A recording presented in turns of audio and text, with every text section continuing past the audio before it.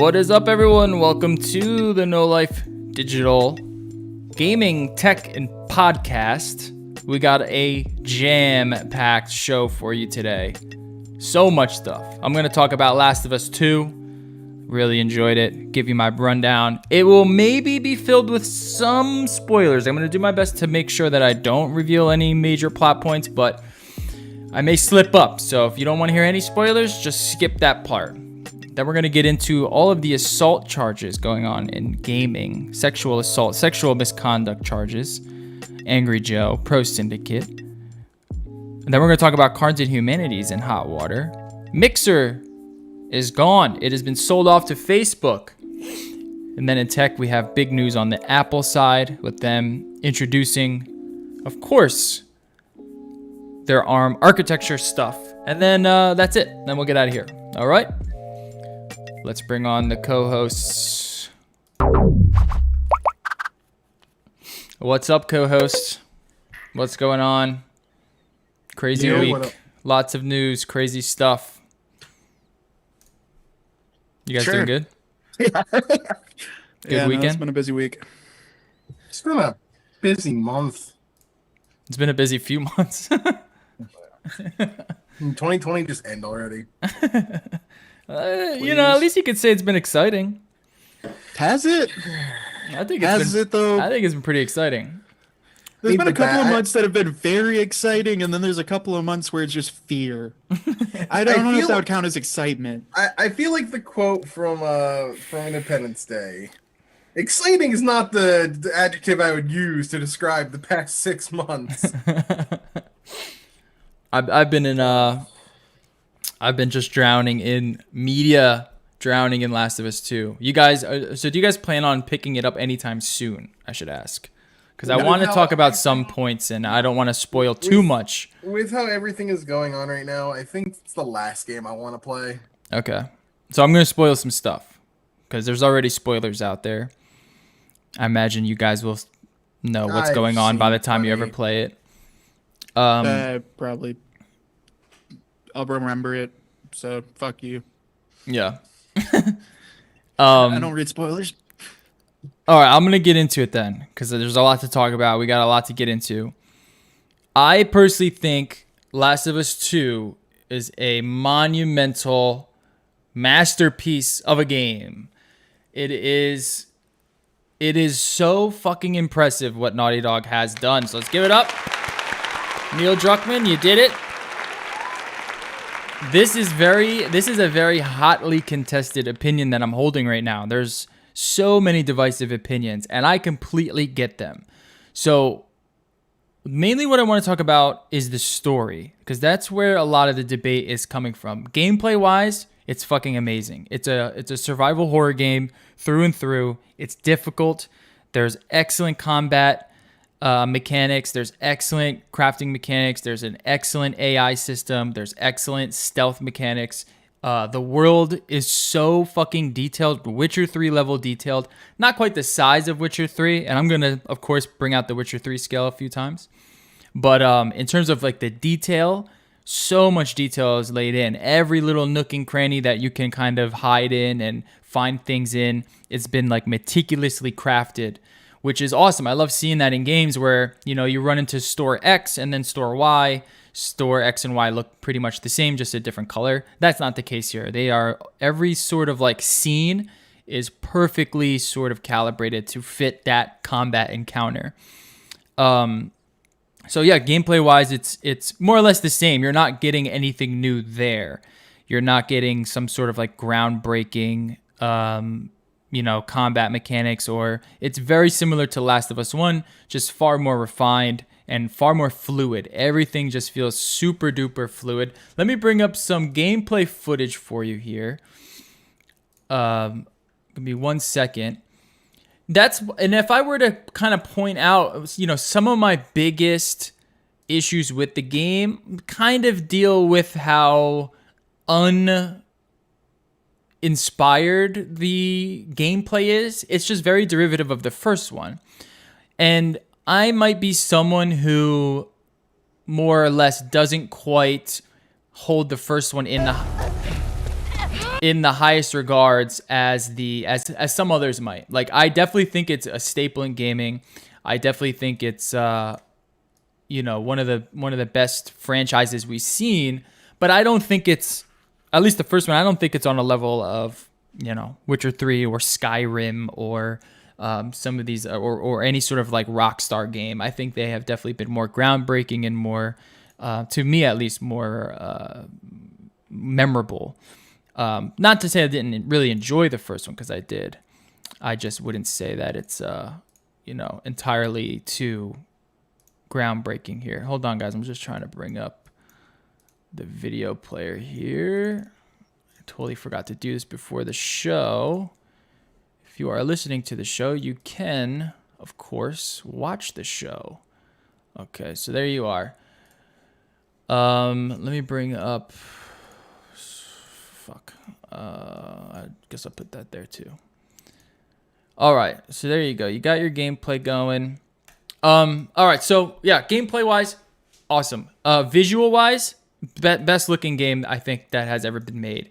And the fact that this is running on a PS4, which I just played Final Fantasy VII on and talked about the pop-in issues and the terrible texture issues. And that game looked good. I'm not saying it looked bad, but when you play this game on a PS4, I played on a PS4 Pro, and you go through these scenes and you look at just the visual fidelity and the way and just the massive scale of everything, it's just so extremely impressive. So there is excellent. Sound design is excellent. I want to say like the animation is like best in class. I mean, these animations are fucking insane.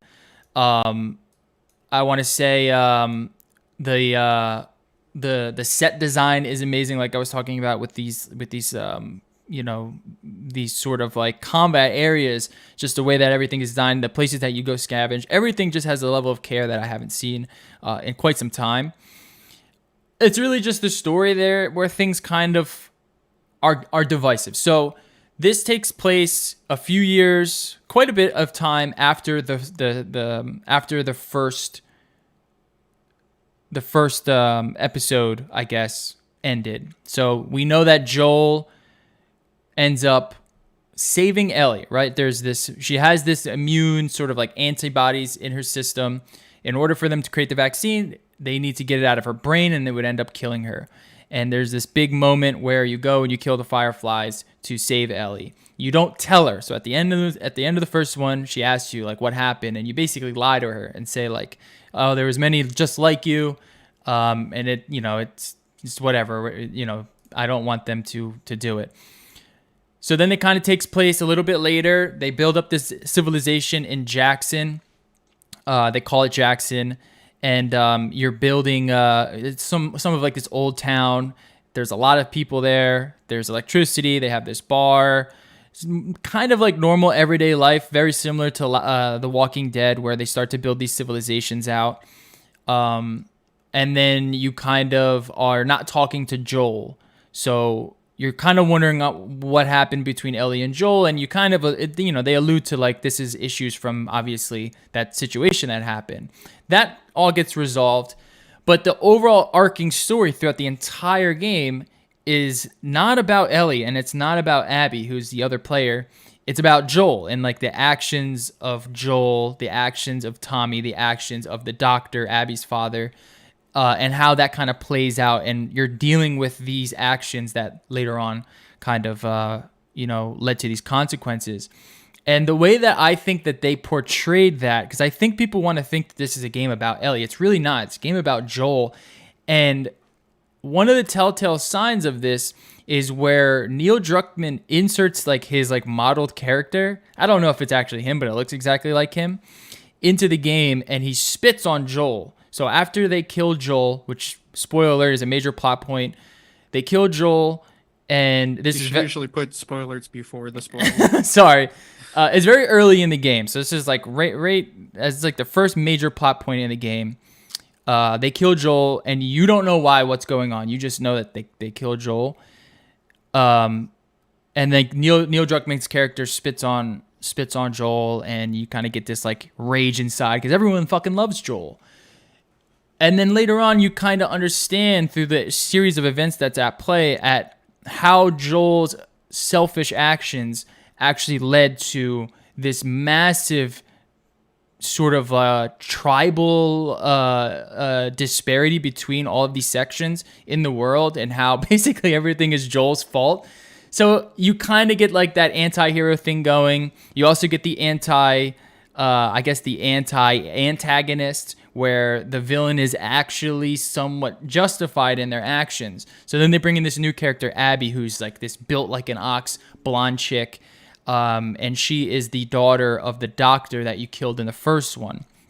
And then they go on and they tell the story about Abby, and they tell the story about the Washington Liberation Front, which is like if Jackson and Ellie's camp is a town, then the WLF is more like a city. And the way that they build this awesome fucking civilization in this football stadium is really cool. And I think I have footage of it somewhere.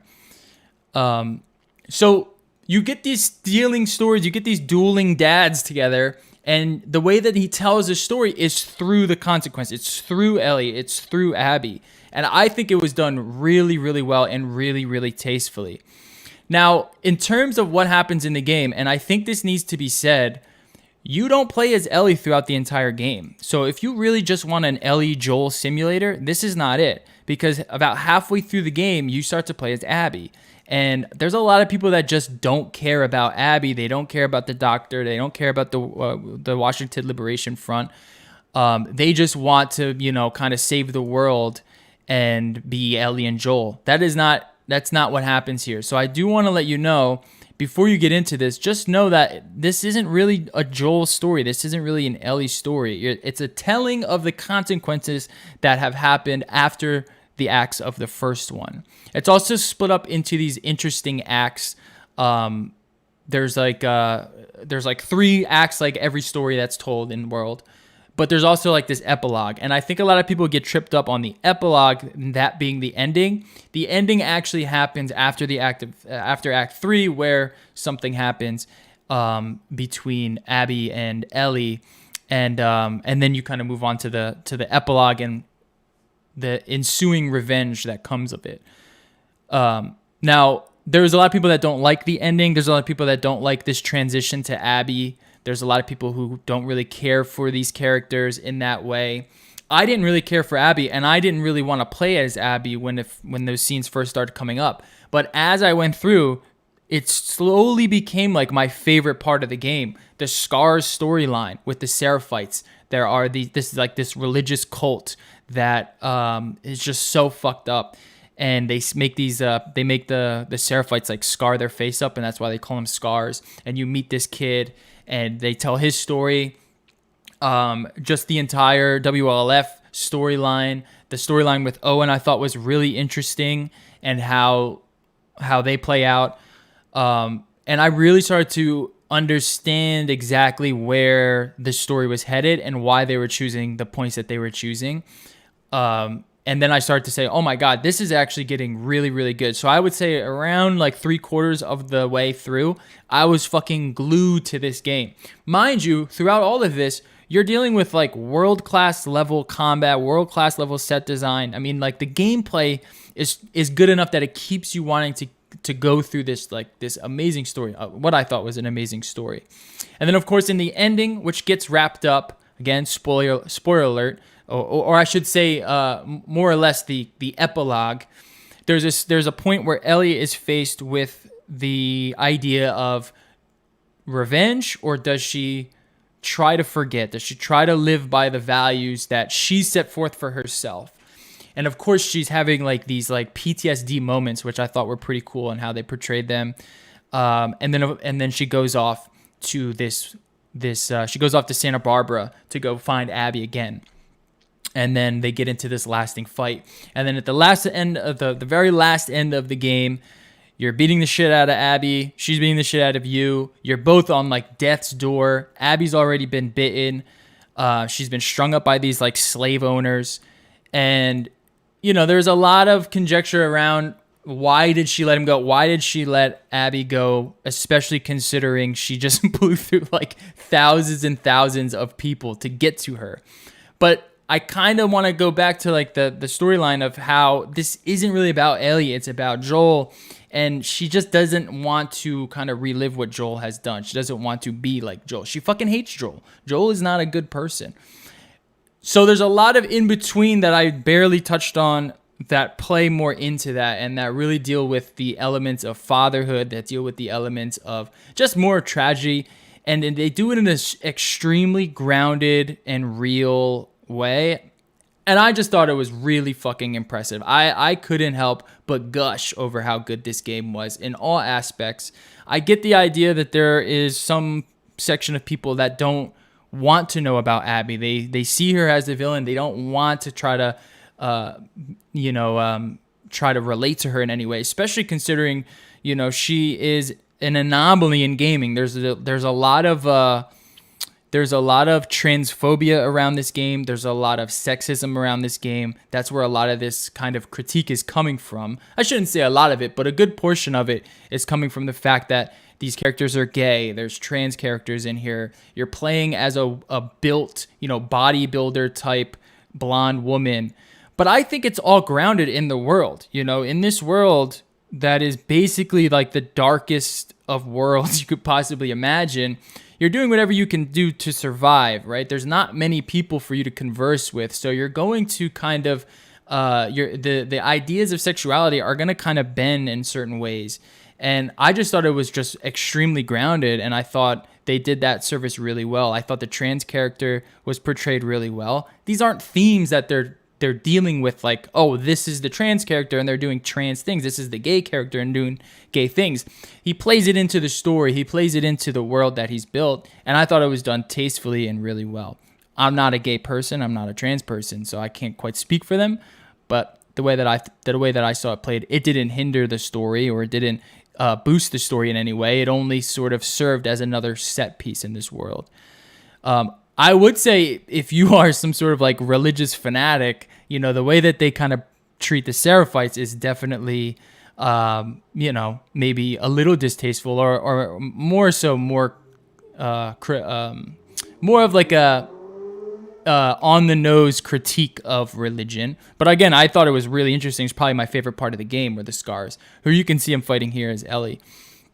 Overall, I wouldn't say it's a perfect game. If we're going to compare it to other perfect games in my idea of what a perfect game is, I wouldn't say it's a perfect game because there is a lot that I kind of wanted more from it. The fact that there's like 1 or 2 stealth animation kills when you're doing this action over and over again, I was just like, all right, I saw this animation quite literally thousands of times. It would be nice if there was a little variety there. I'm like really nitpicking here, The fact that there's not many different enemy types. You have the scars. I mean, all the AI is great, but you only have like a few different enemy types in terms of like the zombies that come and attack you. And then, of course, the human characters. You're not dealing with, multiple different types of ways, like kind of like, there's plenty of other games that have like, crazy different ways to try to attack these monsters. But in this game, it's more or less the same for each character.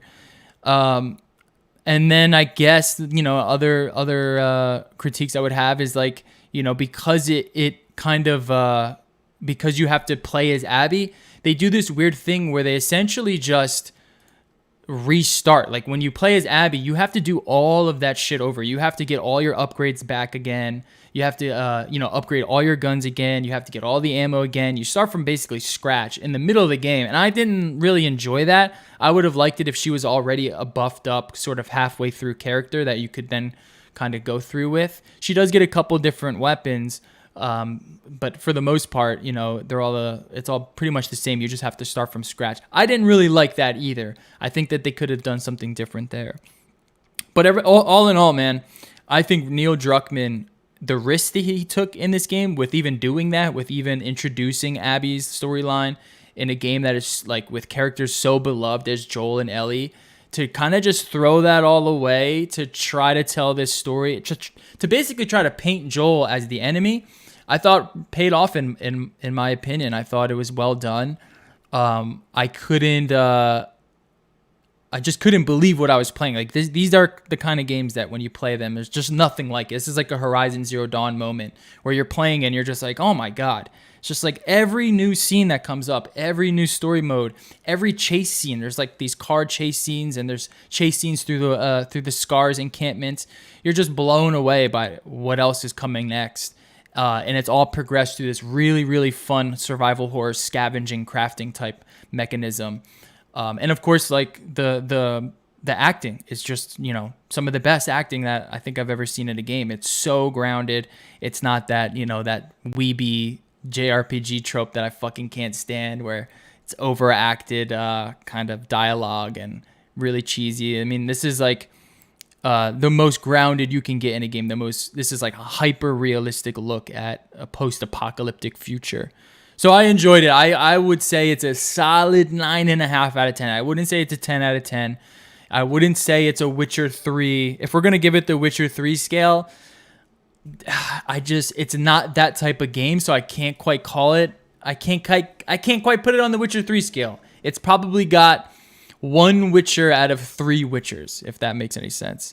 But for what it is and for the legacy that it kind of would lead on, I think solid 9.5 out of 10, almost perfect. There's just a few things that I would change.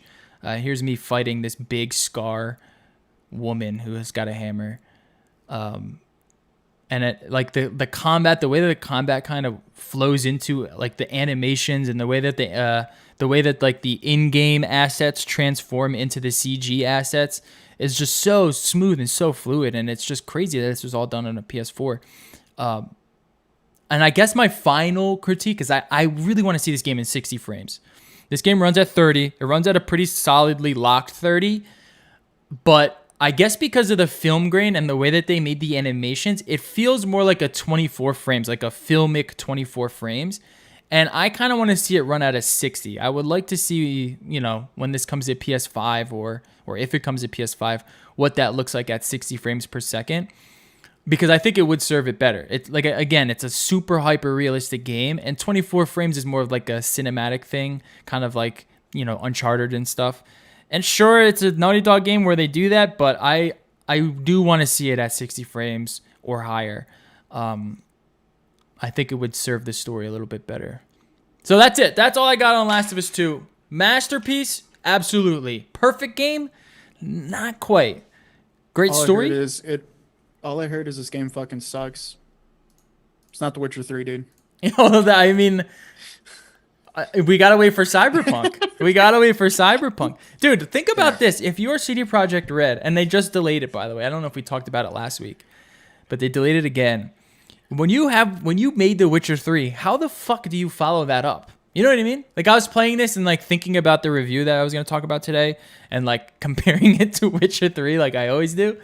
And I'm just thinking, like, how are they going to follow up The Witcher 3 with Cyberpunk? Like, how does any game follow that game? I don't know if they'll be able to do it. I think The Witcher 3 sets such a high bar that they kind of fucked themselves. Honestly, they probably did, but oh well, I guess. I don't know. I mean, I guess we'll always have Witcher 3, right? Yeah, like, I think, who knows? There'll be a game that will beat it eventually. It might be Cyberpunk. It might be Last of Us 2. It might be Last of Us 3. Yeah. Might be. It's not Last of Us. Tekken 26. I don't fucking know. It's definitely not Last of Us. As much as I would like it to be, because I couldn't stop just grinning watching, like, playing this game, and I was just locked in. It was just so enthralling. I was just, thinking about the review. I just kept thinking, like, it's not like a Witcher 3. It's not so good that my mind was blown. It's just not on that scale. You know what I mean? It's kind of bigger in different ways, though. So I watched a little bit of it. The game looks amazing. It looked like graphically looks phenomenal. Yeah, it's probably the best looking game ever made. Some of the subject material is just really dark right now, with everything going on. It's just like, mental health wise, I don't know if I can play it. Like, there's the scene where I saw the scene where she's chasing down looking for Abby, and there's these two people in the aquarium.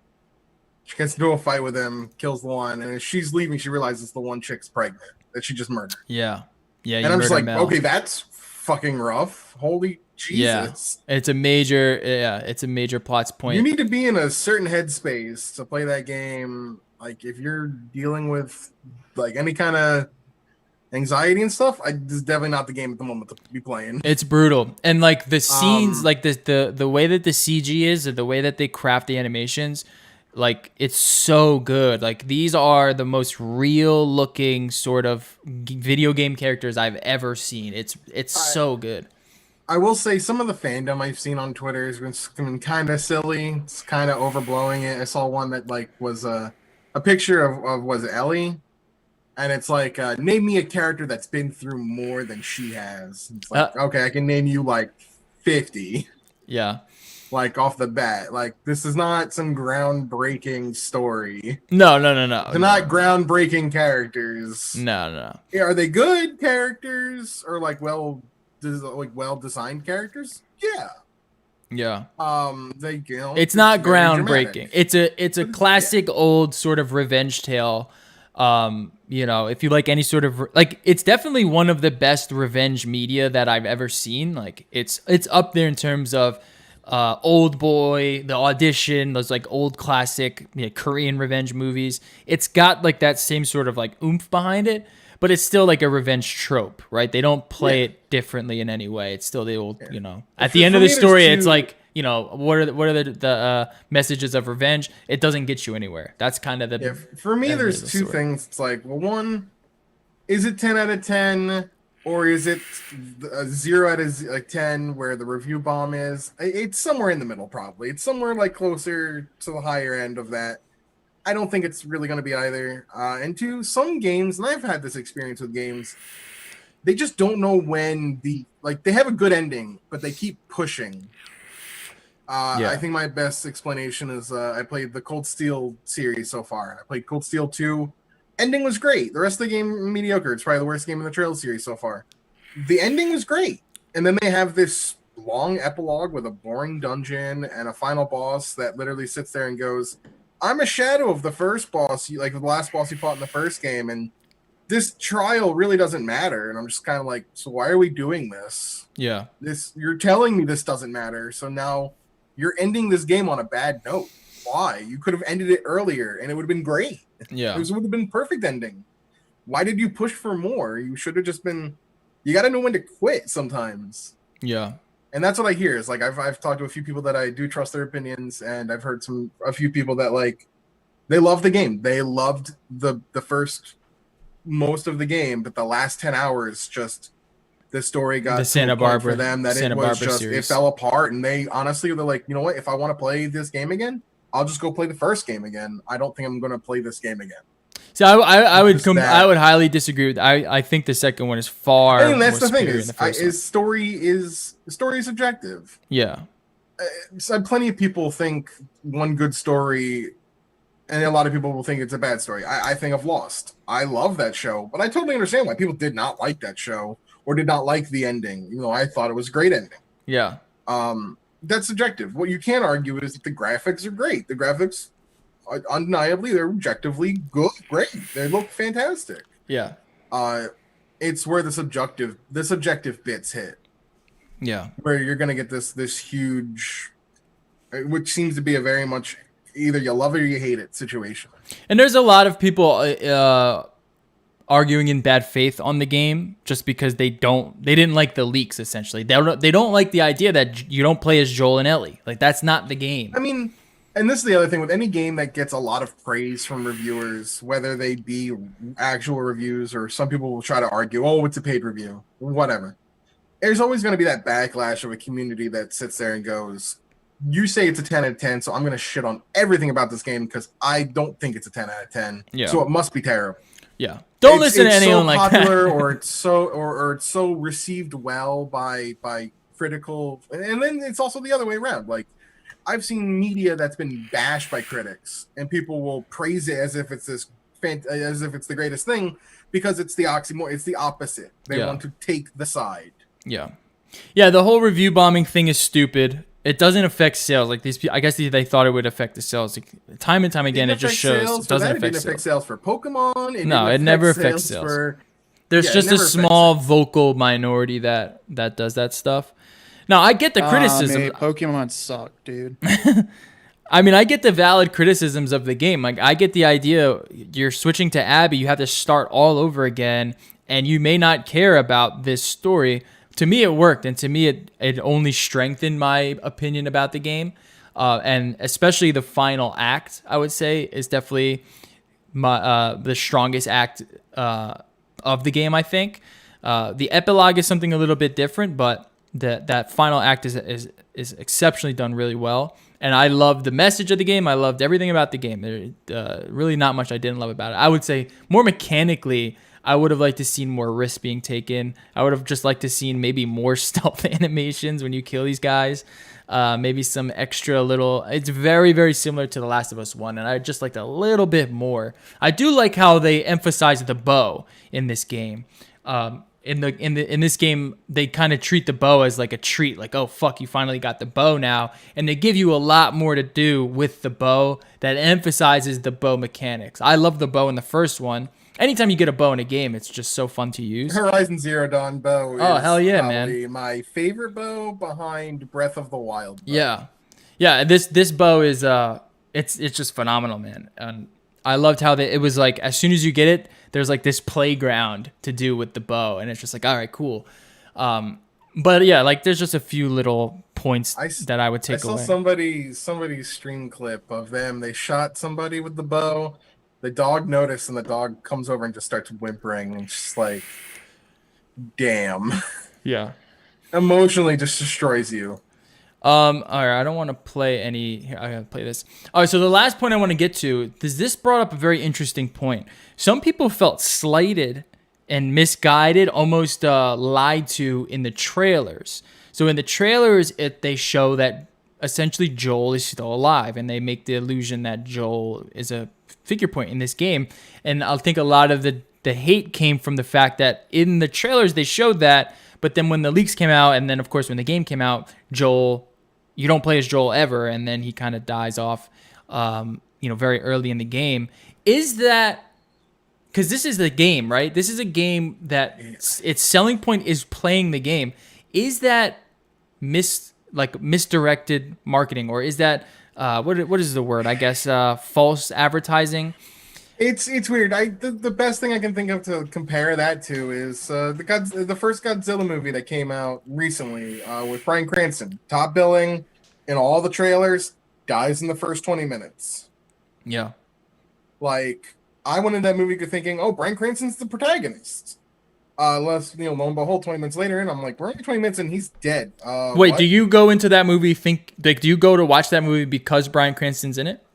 I mean, he was one of the selling points. He was top billing. It's Bryan Cranston. I thought I was going to get a movie with Bryan Cranston, not Bryan Cranston for 20 minutes. Right.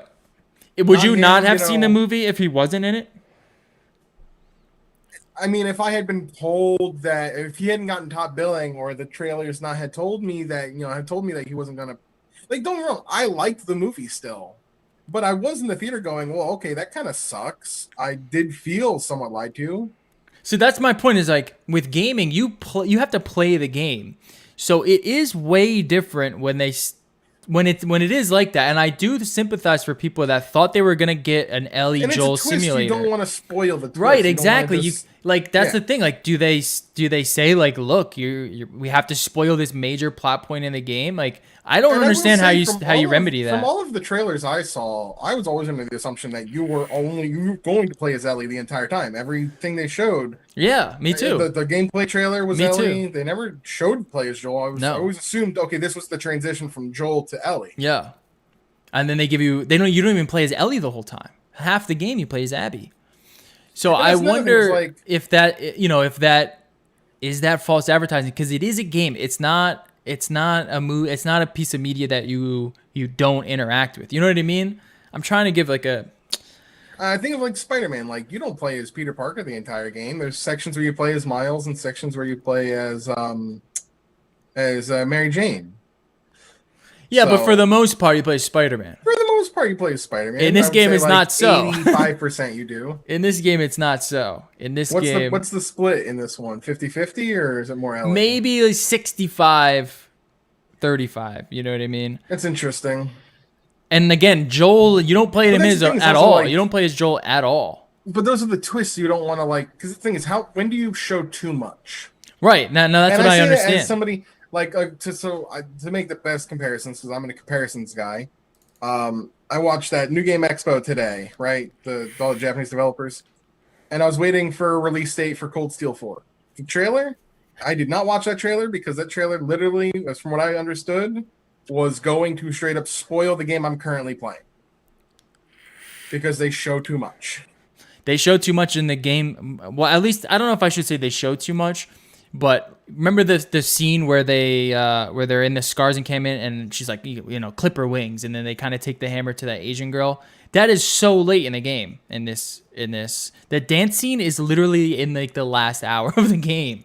That dance scene where she kisses Dina. Yeah, it's like way at the end. But it doesn't, like, because you don't know what's going on with these characters, it doesn't really spoil anything too much.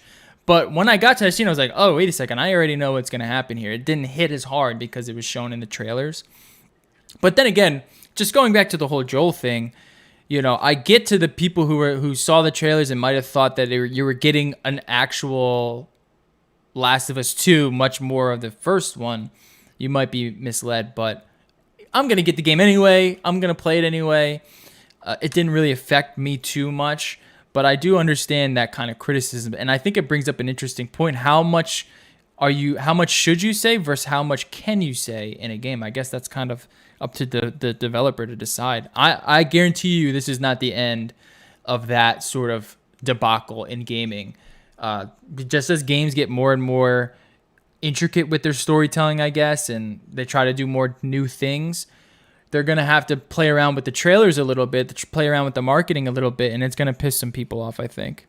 Because I think that's what happened here, and I think that's one of the biggest points that people have against it. They thought they were going to get something, and they got something else. Overall, I think that something else is, an amazing gaming experience. Definitely one that everyone should test out. But that's just my opinion. 9.5 out of 10. Not quite perfect. 1 Witcher 3 out of 3 Witcher 3s.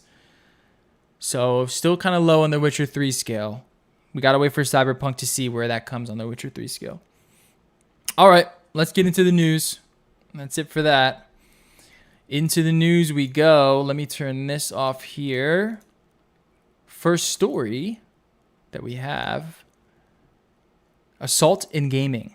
So there's been this growing list here of survivor stories of harassment, abuse, assault within the gaming live streaming industry. And this is on Medium. And someone has been keeping tabs on this since these stories were breaking. And it is a comprehensive list, to say the least. There are so many stories and so many names on this list. It's almost a disservice to these stories at how many there are on this list, because it kind of just, I don't know, you kind of throw them all in. It's hard to really pick out which ones, like, how do you give attention to each one in the way that you should give them attention? You know what I mean? Because each one of these, there's definitely some that maybe are not as severe as others, but for the most part, they're all kind of just like lumped together on this list, and you kind of see it, and you know what I mean? Like, how do you give each one the attention it deserves? And it kind of does it a little bit of a disservice. Nonetheless, there's a lot here. There is a lot here, and it seems as if this is somewhat more targeted to like the Twitch live streaming demographic. I haven't seen all of the names on this list. There's 2 that we're going to talk about in this story. I mean, there's some I don't. I mean, there's a lot I don't recognize, but I have seen stories recently from esports. Yeah. Which esports already has its own big issue with grooming. Wait, what do you mean by that? I don't know what this means. I don't know this world. You don't know what grooming is? I know what grooming is, but what do you mean by there's like a big grooming I mean, thing there's been like people who are 17, 16 who are big fans of these teams or these players. Yeah. And they get in contact with them. And even if it's not immediately sexual, you can tell just from the interactions that they're grooming them. Right. And that's been a huge thing. I mean, this the truth of the matter is the Me Too movement finally, I mean, it's hit before, but it's never been where everyone steps forward at the same time. We've had a few stories come out, a few people, come out and bring up their stories, and then it kind of goes away. This time it's like, no, everyone, not everyone, but a lot of people are starting to put their stories out together at the same time. And it's been a long time coming, is what it has been. Yeah, and this was due to happen. Yeah, and in reading through some of this, I was reading a lot of this last night and reading through the Angry Joe and Syndicate stuff. There's a lot of defense going on of these actions. And I want to be the first to say, I am not a believe all women type of guy. I don't immediately just believe every story 100% just because of the allegations at hand. But I also don't think it's hard to imagine that there's a lot of misconduct going on around that age group. It's an age group that's ripe for that type of mischief to go on. And it's unfortunate that, it's unfortunate at how the only real way for these women to kind of get their, I guess, justice is to make it public, where they are exposed to this sort of backlash and this defense of others. You know what I mean? They're not going to get justice in just going to the police, and there's just not enough there in a lot of these stories to put anything forth. Maybe in some of these stories, but for the most part, the way that they're getting justice is through the court of public opinion, and that opens you up, that exposes you to being critiqued by the court of public opinion yourself, and that kind of, that's got to suck as well. There's no, how else do you do it? It's not an easy decision to come out with an allegation. You're going to be met with. People will believe. Some people will die hard believe. Other people will, regardless of the information, will defend the people they put on a pedestal. Yeah, and they'll do it extremely offensively. You can also say the reverse too, though. Is the hard part of all of extremes, this. Yeah, there's extremes on both sides. There's always two sides to a story. I'm looking through some of this list. I have seen a couple where, for one, I don't know what actually happened between either of these two people. You know what I mean? But one of them, this hasn't been updated with that person's or response, whatever you want to call it. But that person's response, because they were showing screenshots of a conversation, he just actually posted the entire conversation. Sure, and it was oh, that little screenshot was something very different from the rest of the conversation. Sure. Yeah, and then I've seen people try to do their response to their accusations and wind up live streaming their thing and then putting out the person's real name or full name, which is essentially doxing. Sure. Yeah. And that's not a good look. It's one of those things where it's because it's right. I want to believe and I want to support, because that shit's not okay. And we're not. It's not hard to believe that it happens. You know what I mean? Right. Especially in gaming. There's going to be people that make false accusations. Exactly. That's just how it is. There's the false accusations. You can't let that weaken anything. You can't let that You can't let that affect you and go, well, there's 3 people out of 100 that are making false accusations. Well, they all got to be false then. No, that's not how that works. Yeah, but that's my critique against this list. That's why I don't think this list is a good idea, because it lumps them all together, and you can't give attention to the ones that need more attention than others. There's more severe ones than others. Yeah. The Angry Joe one is far less severe than the Pro Syndicate one, which deals with rape. It lumps them into a list, in which case you then have to click through each one to read the actual story. Right. When you can just go, if it's updated. Oh, here's a name. If it's here's updated. some people who made the allegations. And who's going to do that? You know what I mean? That's Exactly. very few and far between people are going to actually and then look. the flip side of that too is and this is where for me it's harder, where depending on the type of allegation, if it's rape, fuck them. You know what I mean? You got to do something about that. But there some of them, if it's just pressure. If it's pressure, creepy messages, and it happened 6 years ago when the kid was 19, yeah. I treat that differently, I guess. I would hope that the person has grown since then. Well, we're gonna get into some specific stories Well, we might as well get into it next. So Angry Joe, one of the more prolific names on this list, has been called out.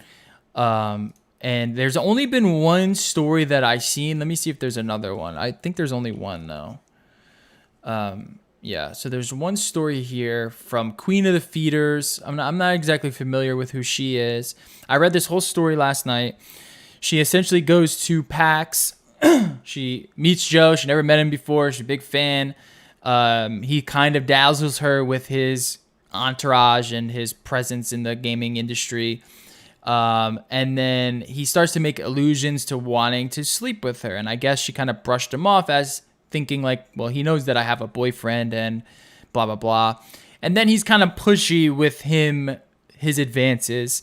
He kind of makes her feel bad when she denies, and she gets upset. She goes home, and that's pretty much it. The details in that story that were the creepiest, but also kind of the most believable, from somebody in power, was like the selfie on the bed. Yeah. Which shows that, like, you know, if he were to come and go, she's lying, we were having a great time. Yeah. But like in that situation, you're under so much pressure. You know, you're alone with somebody, and yeah.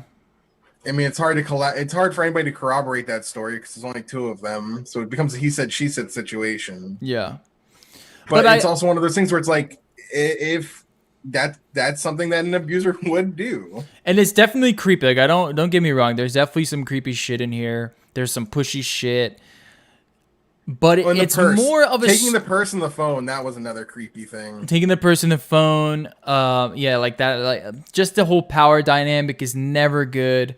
That always gets exploited, I guess, in any sort of dynamic like that, when that person is trying to sleep with that other person.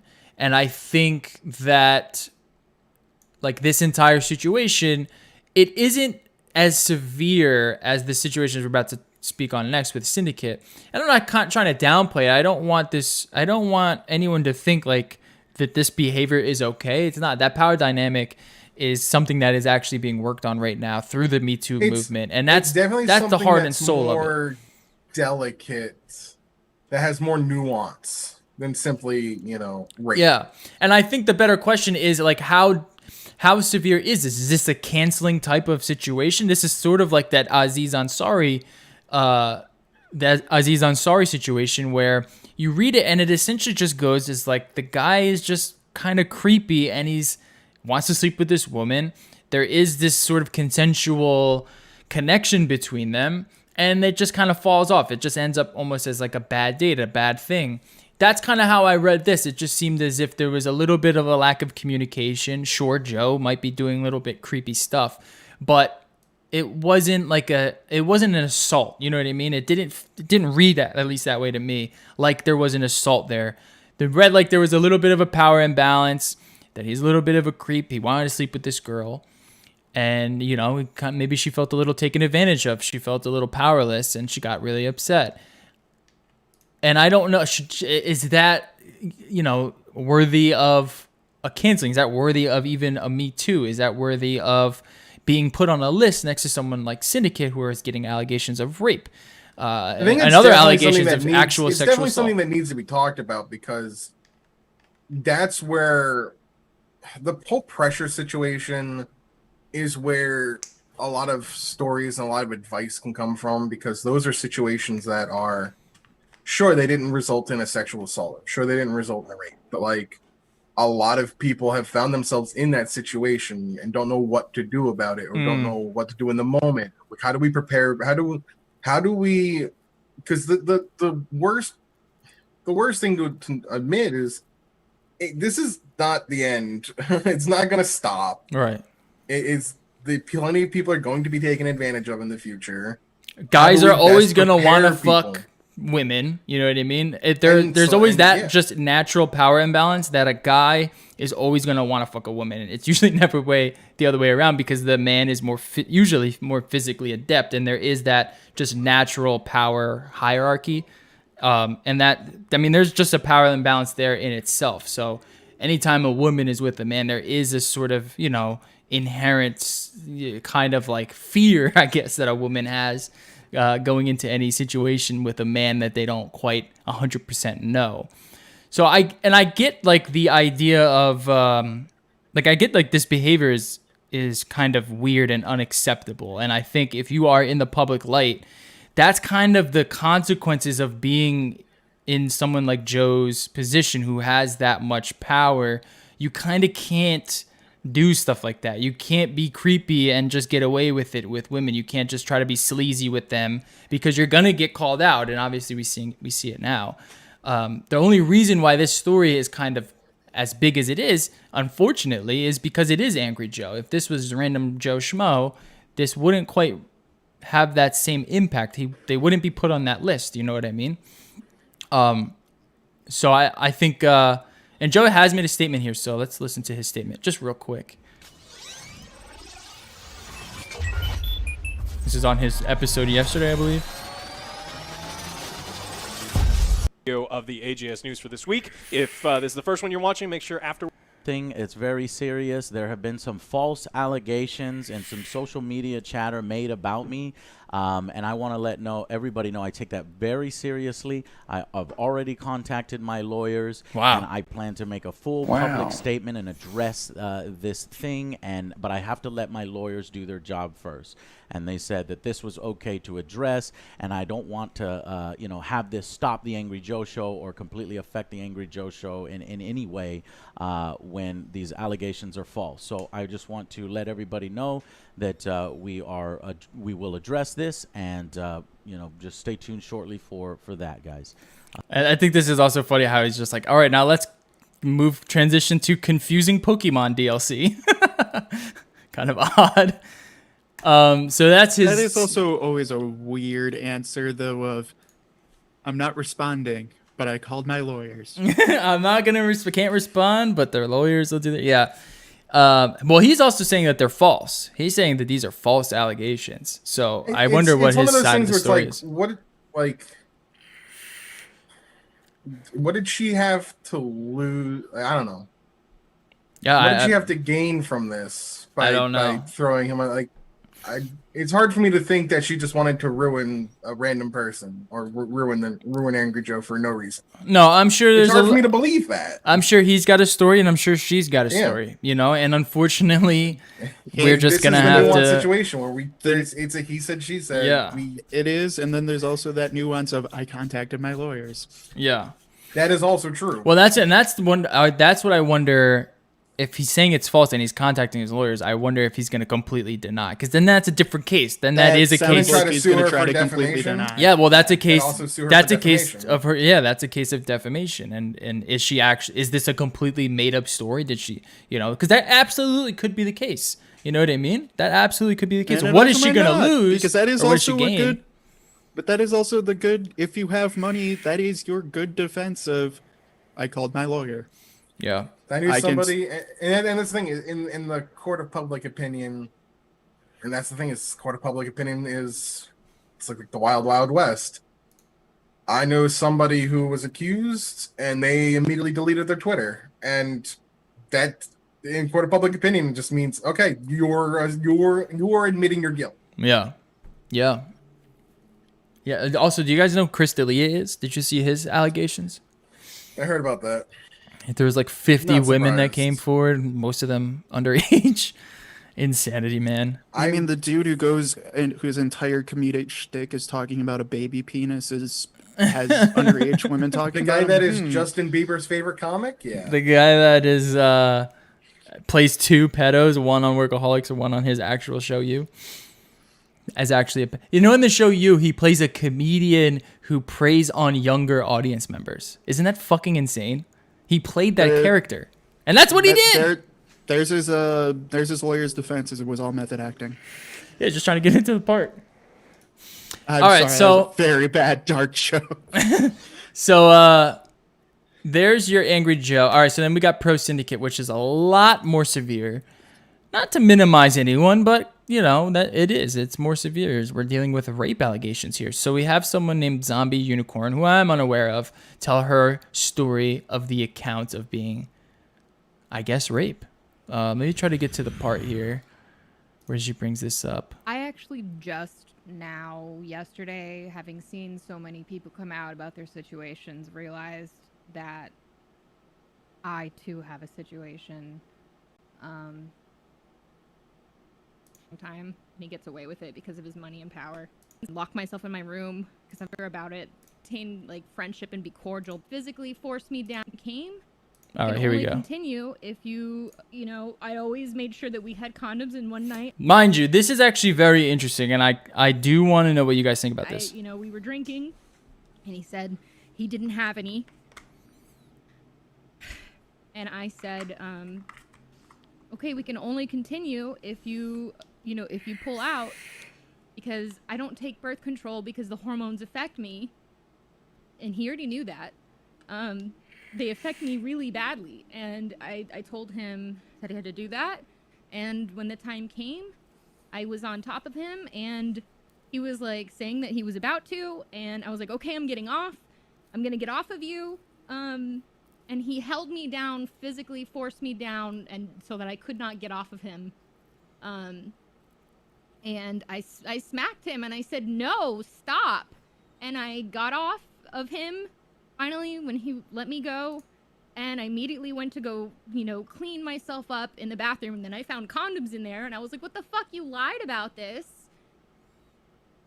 And then the next morning, a woman who works for him, and I don't want to, you probably know who it is, but, I really hope that if somebody asks, I gotta start this over. All right, anyways, you guys heard the story. So this was a consensual courtship between two people that ended in a non-consensual finishing, I guess.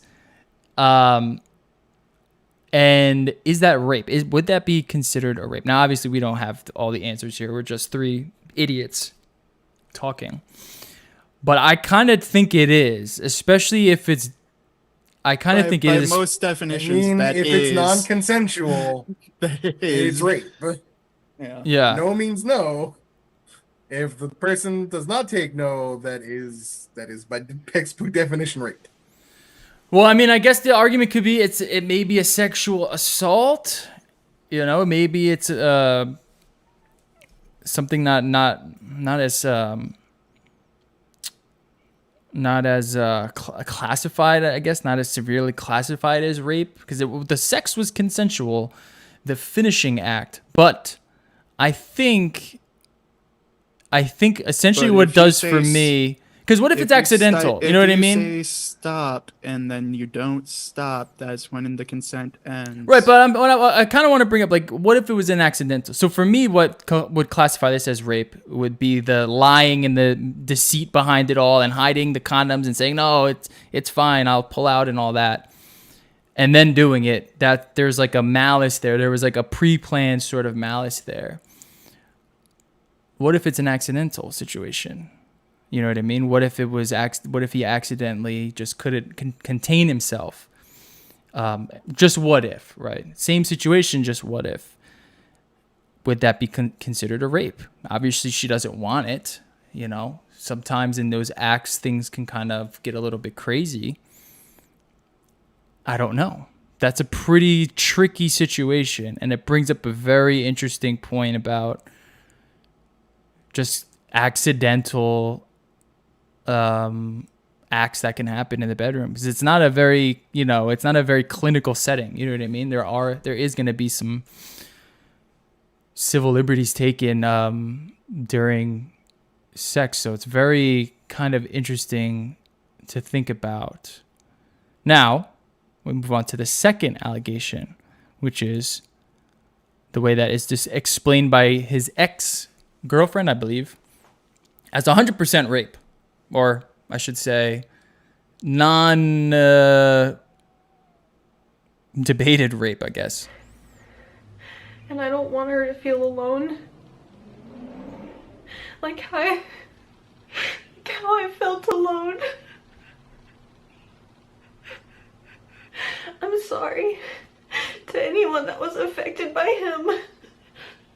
because I didn't come out sooner. I was just so scared too. I'm trying so hard, I'm sorry. I met them when I was 18 years old. He was my first boyfriend, and I didn't know better. The first time things started happening, fuck. The first time things started happening, he told me to be quiet and that I was supposed to like it. And so I thought he was right because I didn't know any better, because I had never dated someone before. He would try to have me be peer pressured into drinking, even though I was very adamant I didn't want to, because I had alcoholics in the family, and at the time it was really affecting my life. And I didn't want alcohol to be a part of my life, but he didn't care. He would just put drinks in front of me and demand for me to drink them. All right, and then she goes on that she talked to her friend and asked if it was rape, and it was absolutely rape. All right, so the last thing that I kind of want to touch on with all of this is that just with that list, that's why I don't like that list. We have the Angry Joe situation, and then we have this pro syndicate situation being placed on the same list, and it just doesn't weigh the right way. And I don't know if that's an effective strategy especially since I haven't read all of those allegations, but especially since some of those allegations just they don't have quite the same evidence behind them. And it's just all going to get tossed into the same sort of defense. And I think it really just does all of these women a disservice by putting them all on that. And even the guys as well, in the case of like Angry Joe. And I think it does everyone a disservice by doing stuff like that, especially on Twitter. You know what I mean? Especially on a social media platform like Twitter, where there's already so much diversion and there's so much uncertainty and just fucking fuckery that goes on Twitter. I don't know if that is the most effective way of doing it. But then you think, like, how else is this even supposed to get out there? Like, how do these stories, how do they even matter? You know what I mean? It's kind of crazy because you kind of have to have some sort of social media for these women to tell these stories and them to be effective. You can't just write a blog post about it. It needs to be on a platform that people can weigh in and people can kind of discuss about and see, where there's actually people that can see there.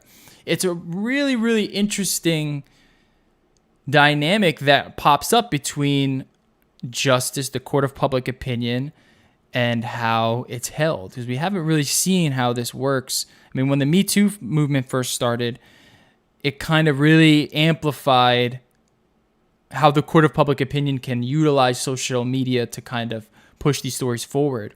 And now that we're kind of getting deeper into it and we're dealing with, I guess, lesser, or not lesser, but more niche human beings, more just lesser known people. We're not dealing with Johnny Depp and Amber Heard. We're not dealing with like Brad Pitt. We're dealing with, some of these people I don't even know.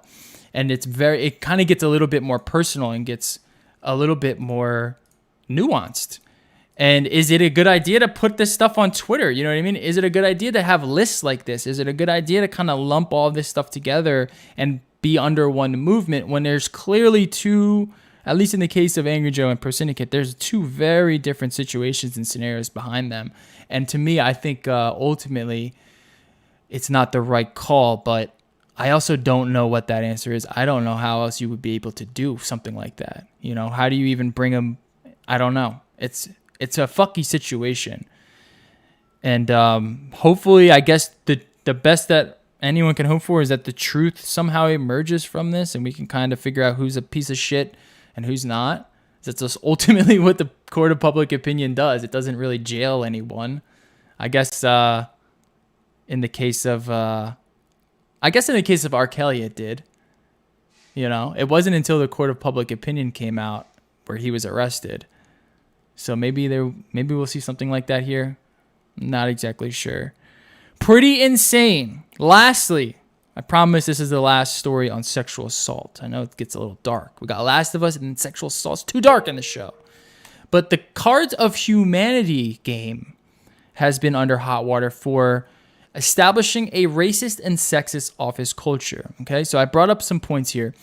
Writer and comedian Ollie Berthwell pointed to card ideas like Denzel and Shonda Rhimes and was met with questions from her colleagues such as, would players even know who they are? In another instance, Carter said he approached the lead writers about concerns about a family-friendly version of Cards of Humanity. Carter told Polygon he was concerned that the game would appeal to only middle and upper middle class white children. Some of the cards slated to appear in the deck were the maid or the housemaid. I was just like, can we at least try the housemaid riding a gnarly wave? Because we can't say housemaid, you're ultimately relying on American id, and the American id, when they think housemaid, thinks a brown or black woman. What you're doing is forcing people to make fun of that image, and you're not changing it in any way. So, okay, one of the interesting points about this, everyone knows Cards of Humanity. It's basically a shock game. You do it to shock. You just make the shockiest, fucking edgiest sentences. One of the points that Polygon brings up is that the company positioned itself in a way that was trying to punch up. The way that I saw Cards of Humanity was just like, can a game like Cards of Humanity exist in a time like today, in 2020? We have so much in the wake of social justice movements, black rights movements, and all these just sort of like, civil rights movements or civil rights issues. Can a game like Cards of Humanity exist? Because it seems as if it can't. It seems as if now people are outraged at Cards of Humanity. To me, the context of it is that it's a game designed to shock. They bring up a few cards as an example, but I don't get how people don't kind of see that this is a game. Like, this isn't a game that's trying to progress social values. It's almost a game that subverts them on purpose. Like, the whole idea of the game is to sort of just say the dumbest shit. And to kind of go at the company by not being progressive enough, I think it's insane.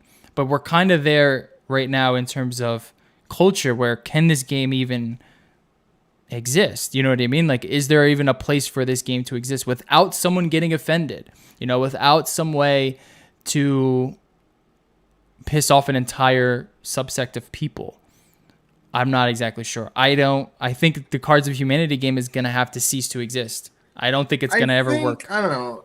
Because it's one of those things where it's like offensive humor or shock humor or dark humor, black comedy, what are you going to call it? There's a fine line between playing a game or watching a show that's like that. Like It's Always Sunny in Philadelphia pushes a lot of envelopes. They've always done things that are considered dark humor, black humor. Like, they've done blackface, and people were like, "Oh, they should remove that." But the whole point of them doing blackface was they were ridiculing just how ridiculous it is. Yeah. Because they're horrible people. That's the show's basis. Right. These are Yes. It's Seinfeld, but with terrible people. Yes. The idea isn't you want to emulate them. When you're playing Cards Against Humanity, you're not really playing cards that you actually believe. Right. And that's the fine line, though, is some people do believe, or some people do aspire to be horrible people. For some goddamn reason, they do. But that's never going to change either. You know what I mean? That's not going to change. I don't think the game should be banned or outlawed or whatever. I don't think so. The company itself does have problems. It's not. Yeah, I was going to get into that. There was some issues. There's no way. I was reading the article. They had from the beginning. They never had an HR department. That's a problem. Yeah, especially when you own a company like this. Yeah. So, I mean, does the company need to have some major overhaul and some major fixing? Yeah. I don't think the game itself should be canceled, though. No, I don't think so either. But I don't know how they're going to be able to. It has to push the envelope. You know what I mean? For this game to work, does the game need to come with a disclaimer? I don't know. Yeah, and it's like, for this game to even work, it has to be it has to go extremely hard. You know what I mean? You can't have a vanilla version of Cards Against Humanity. That's so stupid. No one's gonna want it. You get apples to apples. Yeah, exactly. Don't get me wrong. Fun game. I have a degree in literature. I enjoy games with wordplay. I enjoy games. Right, but there's when I already play an that apples to game, apples. I'm also the kind of person that when I did play, like when I haven't played in a long time, but when I played Cards Against Humanity, it was never the most offensive answer one for me. It was the one that made the most sense. Yeah, to me it was just the funniest, whatever the funniest one was, which is usually going to be the most offensive, I guess. And the idea is the game is supposed to be gross. Yeah, you're supposed to say the most outrageous things. Yeah, there's a card that literally says a face full of horse cum. There's a cards that say a lot of crazy shit on there. There's a lot of like I think there's an Auschwitz card. Yeah, there's a lot. There's a lot of just fucked up. So when shit. I was reading this article, I was almost like the employees there. It was more so the employees were. It seemed as well, at least these ex-employees, they were kind of taken aback by how cavalier this company was at including these really offensive sort of terms to be used as jokes. But to me, that's why this game works. That's why this game is popular. That's why you play, is because it takes that extra step to go there. And then you rely on the ingenuity of the player to kind of put them together. But that's kind of why I think if you had a vanilla version of Cards Against Humanity, you'd have apples to apples, and you'd have that game. You might as well just go play that game. You might as well play a different game. It has to take that extra step. It's such a weird thing. So that's why I don't think it can work. I think it's always going to be offensive now. I think there's always going to be a card that is too offensive, and they'll never be able to push the boundaries from here on out. At least for a while. It's crazy because like, if Howard Stern tried to if he tried to like rise up now instead of when he did, he would have been canceled immediately. Yeah.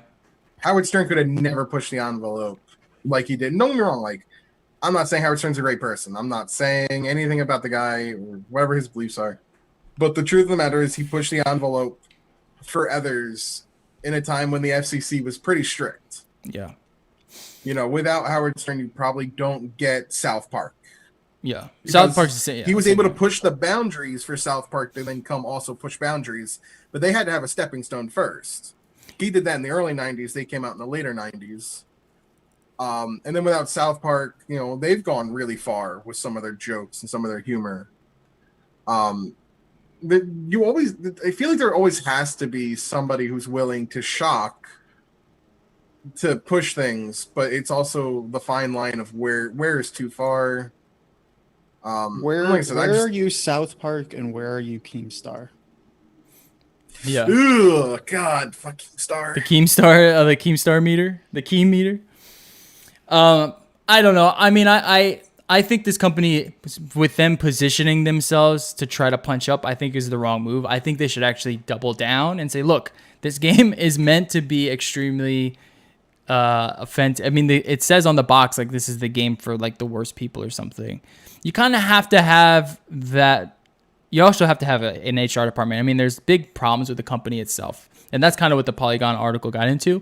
But I was just going into the rest of there too. There's that. Yeah. That's not the only thing in the. No. Yeah, that company is made. There was some wacky shit going on.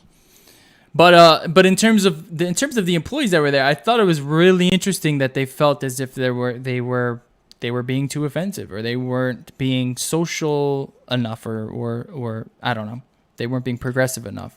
And I'm just like, that's not. I don't think that's how this game is meant to be looked at. Well, I could see the way is some of it, though, is if some... Because going back to that fine line, I think of the ways things like South Park work and things like that are, you'd never play favorites, and everyone has an equal opportunity of being poked fun at, basically. Exactly. And if that isn't happening at Cards Against Humanity, that is an issue. Exactly. Then it just doesn't work. The whole thing just falls apart, because then it just doesn't work. That isn't just making fun of everyone. That is, you're obviously picking a side here. Right. Yeah. Yeah. So there you go. The company, I mean, if they wanted to be more progressive, they made a lot of money. They could have taken that money and put it towards maybe some donations to some charities. You remember when they were digging that hole? 10%. Remember they dug that big hole? They usually do make a lot of donations to charities. Do they? Yeah, they do. Remember if that's why they want to be progressive, make it known that, like, we'll put a disclaimer on it, like the employee or whatever, the company does not condone, like does not like say any of these actions on these cards should actually be taken serious. This is supposed to be a game that's supposed to be shock. I don't know if it needs a disclaimer. See, and the I thing don't is think like you need more Apparently, it is to work there transparency. too, though. At the same time, let's be. Yeah.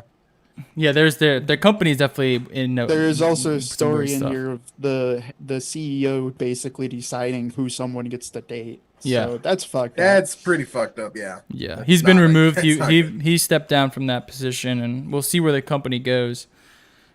But imagine like they say like, all right, we're gonna remove all, you know, in support of Black Lives Matter. We're gonna remove all mentions of blacks on the cards, and it's just like that doesn't. Then the whole thing just doesn't work. Because like Jerry was saying, you're not. Then it does see like you're playing favorites. It does seem like you're playing Well, a side, I think that's and then it doesn't what work. the original issue was, but in the opposite stance. That's why he was trying. That's why he was trying to do Denzel and Shonda Rhimes, which would be funny and spreading it out equally. You know what I mean? Oh, okay. And then that being said, oh, no one will know that. Like, people will fucking know who Denzel. Like, really? Really? So I do get it from that sense, where that could also be part of the issue is like, no, all of the cards are just meant for white people. That could actually be true. Yeah. I don't know. Yeah, and then they bring up the housemaid thing that makes it years. interesting. Yeah. Yeah, I haven't played this game in a long ass time either. Last time I played it, we had printouts. They had like you were able to print them out or something, pieces of paper. All right, now some big stories, or the big story, Mixer.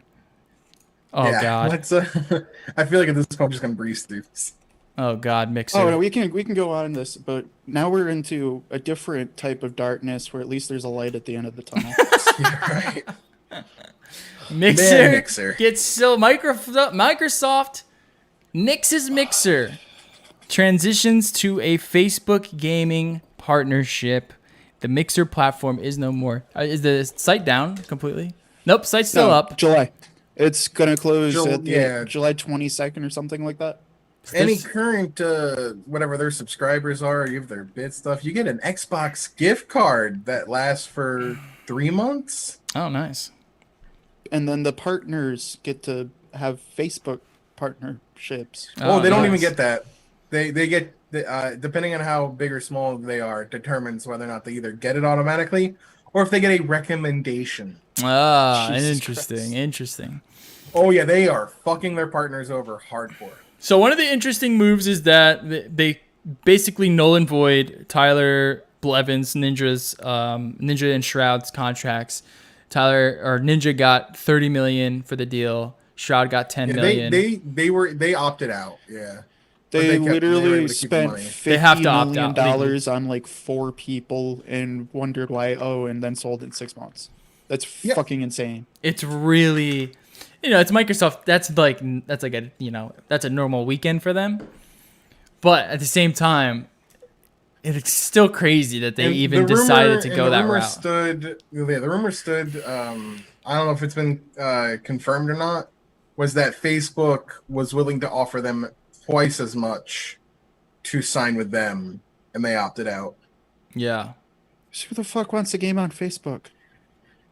I don't Like, know. There's no, a few like, people I it- actually do know, like a few streamers. I know, but there's a few Well, streamers this that is I've the watched thing. in the past It's still- that made it's- the move to Facebook. It's wild. Well, that this they is the did. thing. It's still like minimal though, because ESL tried to do that with CS:GO.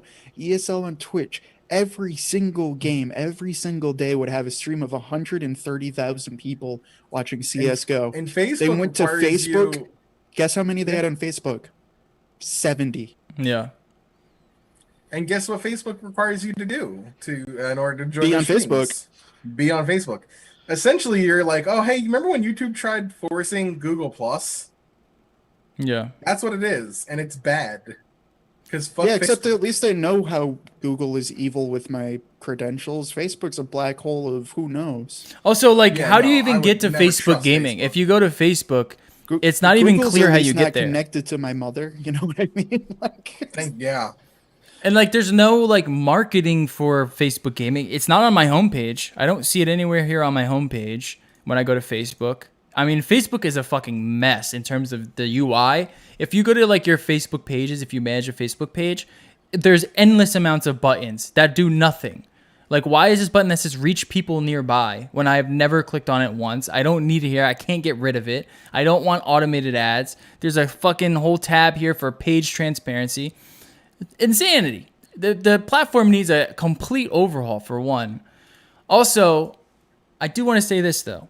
If you're competing against Twitch, which is the king of the live streaming platforms, do you position yourself as a competitor to Twitch, like Mixer tried to do?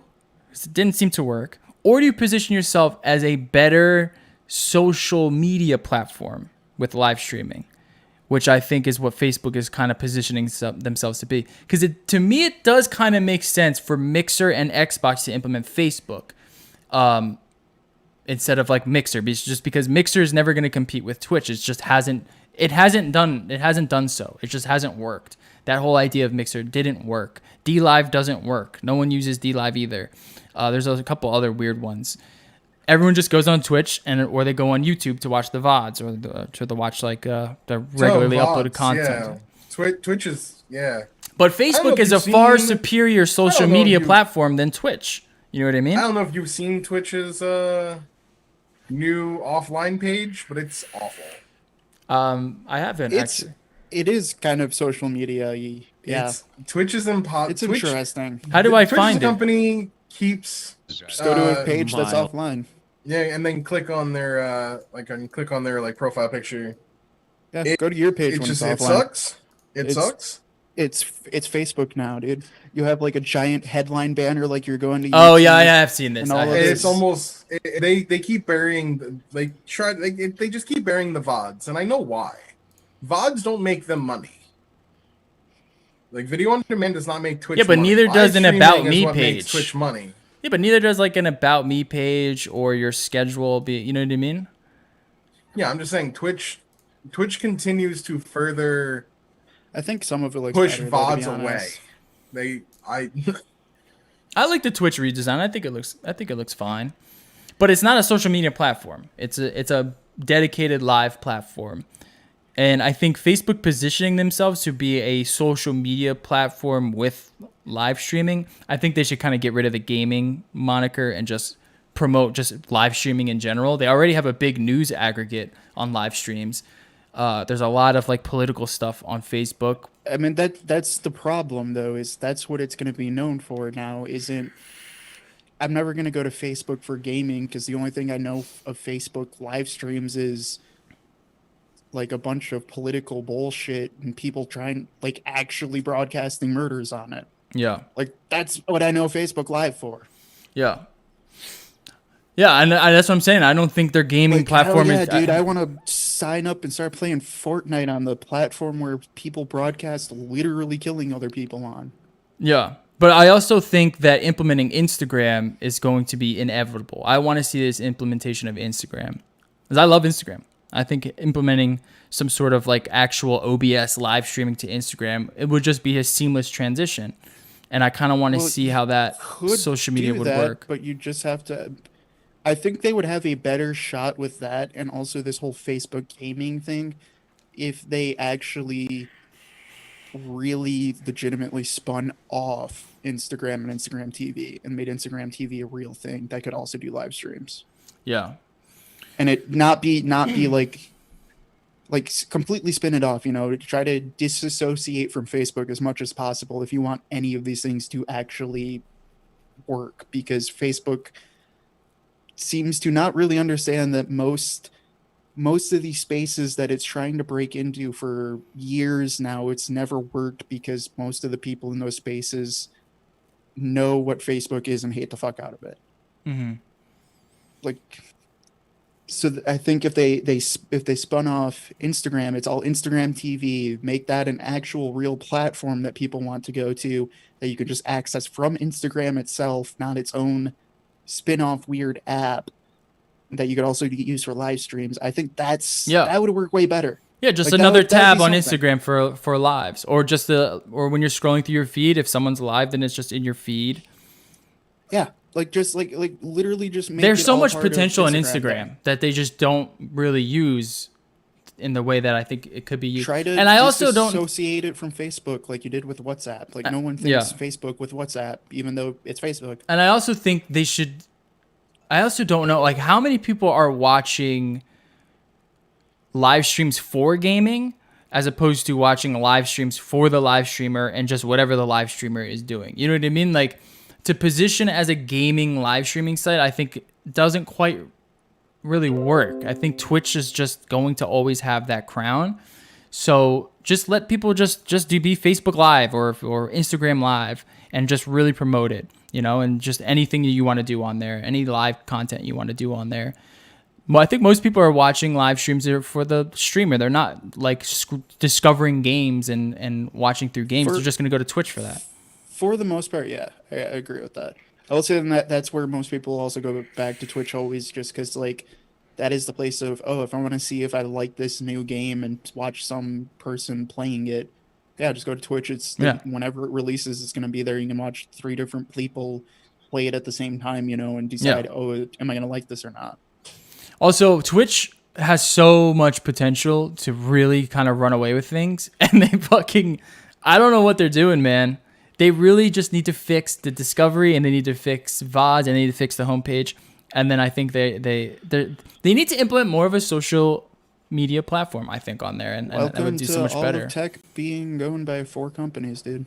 I mean, if we should start our own. Remember Vapors Live TV? It's on Restream. That was a genius idea. All right. Next. Yeah, dude. I mean, is there anything else on this story? Not really. It's pretty crazy that Microsoft just dumped it, and that's what's going to implement on the Xbox. But I think it makes sense in terms of jump Facebook. from Microsoft to Amazon or Google or Facebook. Those are your options, basically. Mm-hmm. Until Apple comes out with their live streaming service. That'll be the one that I use. All right. Crash Bandicoot 4. No, you won't use that. What are you talking about? There's no way. There is no way. Apple Live, dude? You would ever use Apple Live. No way. Yes, I would. Do you want to know? Do you want to know why? As long as I'm closer to Tim Cook, I'm happy, man. No, you would never, ever use it because the second you said anything above PG, you would instantly get banned. Or anytime I try to implement 4K, it just blows up. My phone explodes. Yeah, basically. Crash Bandicoot 4, It's About Time revealed and coming October 2nd. Bada bing, Crash. Yeah, so this leaked I think sometime over the weekend. So they kind of had to push it up, but they opened up that whatever Summer Gaming Fest Jeff Keighley thing with this. You watched that? Looks good. It was. I watched it for 2 seconds. I was like, "What is this game?" I watched just a tiny bit of it. I saw the alpha segment and I bailed. Hold on a second. I didn't even know it was actually happening. Did you see that basketball game? No. All right, let me. Dude, I didn't even know this thing was happening already, because it's gonna happen for 2 hours and it's gonna be gone, and then it was right after it was right after the. I think it was right after the Smash Direct thing. Okay, ready. The Smash thing first. This dodgeball game. All right, so can you see the stream? This was a game that they showcased. Look how bad it is. Just look how bad this game is. I couldn't believe that they were showcasing this dodgeball game. I don't even know what's going on. Dude, this is PS5 graphics right here. This is fucking insanity. Look at this player. Look at how he's running. Please explain to me how this made it onto this Summer Games Fest, day 4. Or whatever day it is. Day of devs. I don't know. It's like a student made it in this fucking 7th grade. And you know what they probably did. So hey, props to them for getting it on. All I'm gonna say is Crash 4 looks fine. Crash 4 looks fun. I made games way worse than that, so I'll give them some props. But I do get it of like, yeah, this is what Jeff Keighley's been cooking up in his kitchen, huh? Jeff, how did you let this one slip through, dude? What is going on?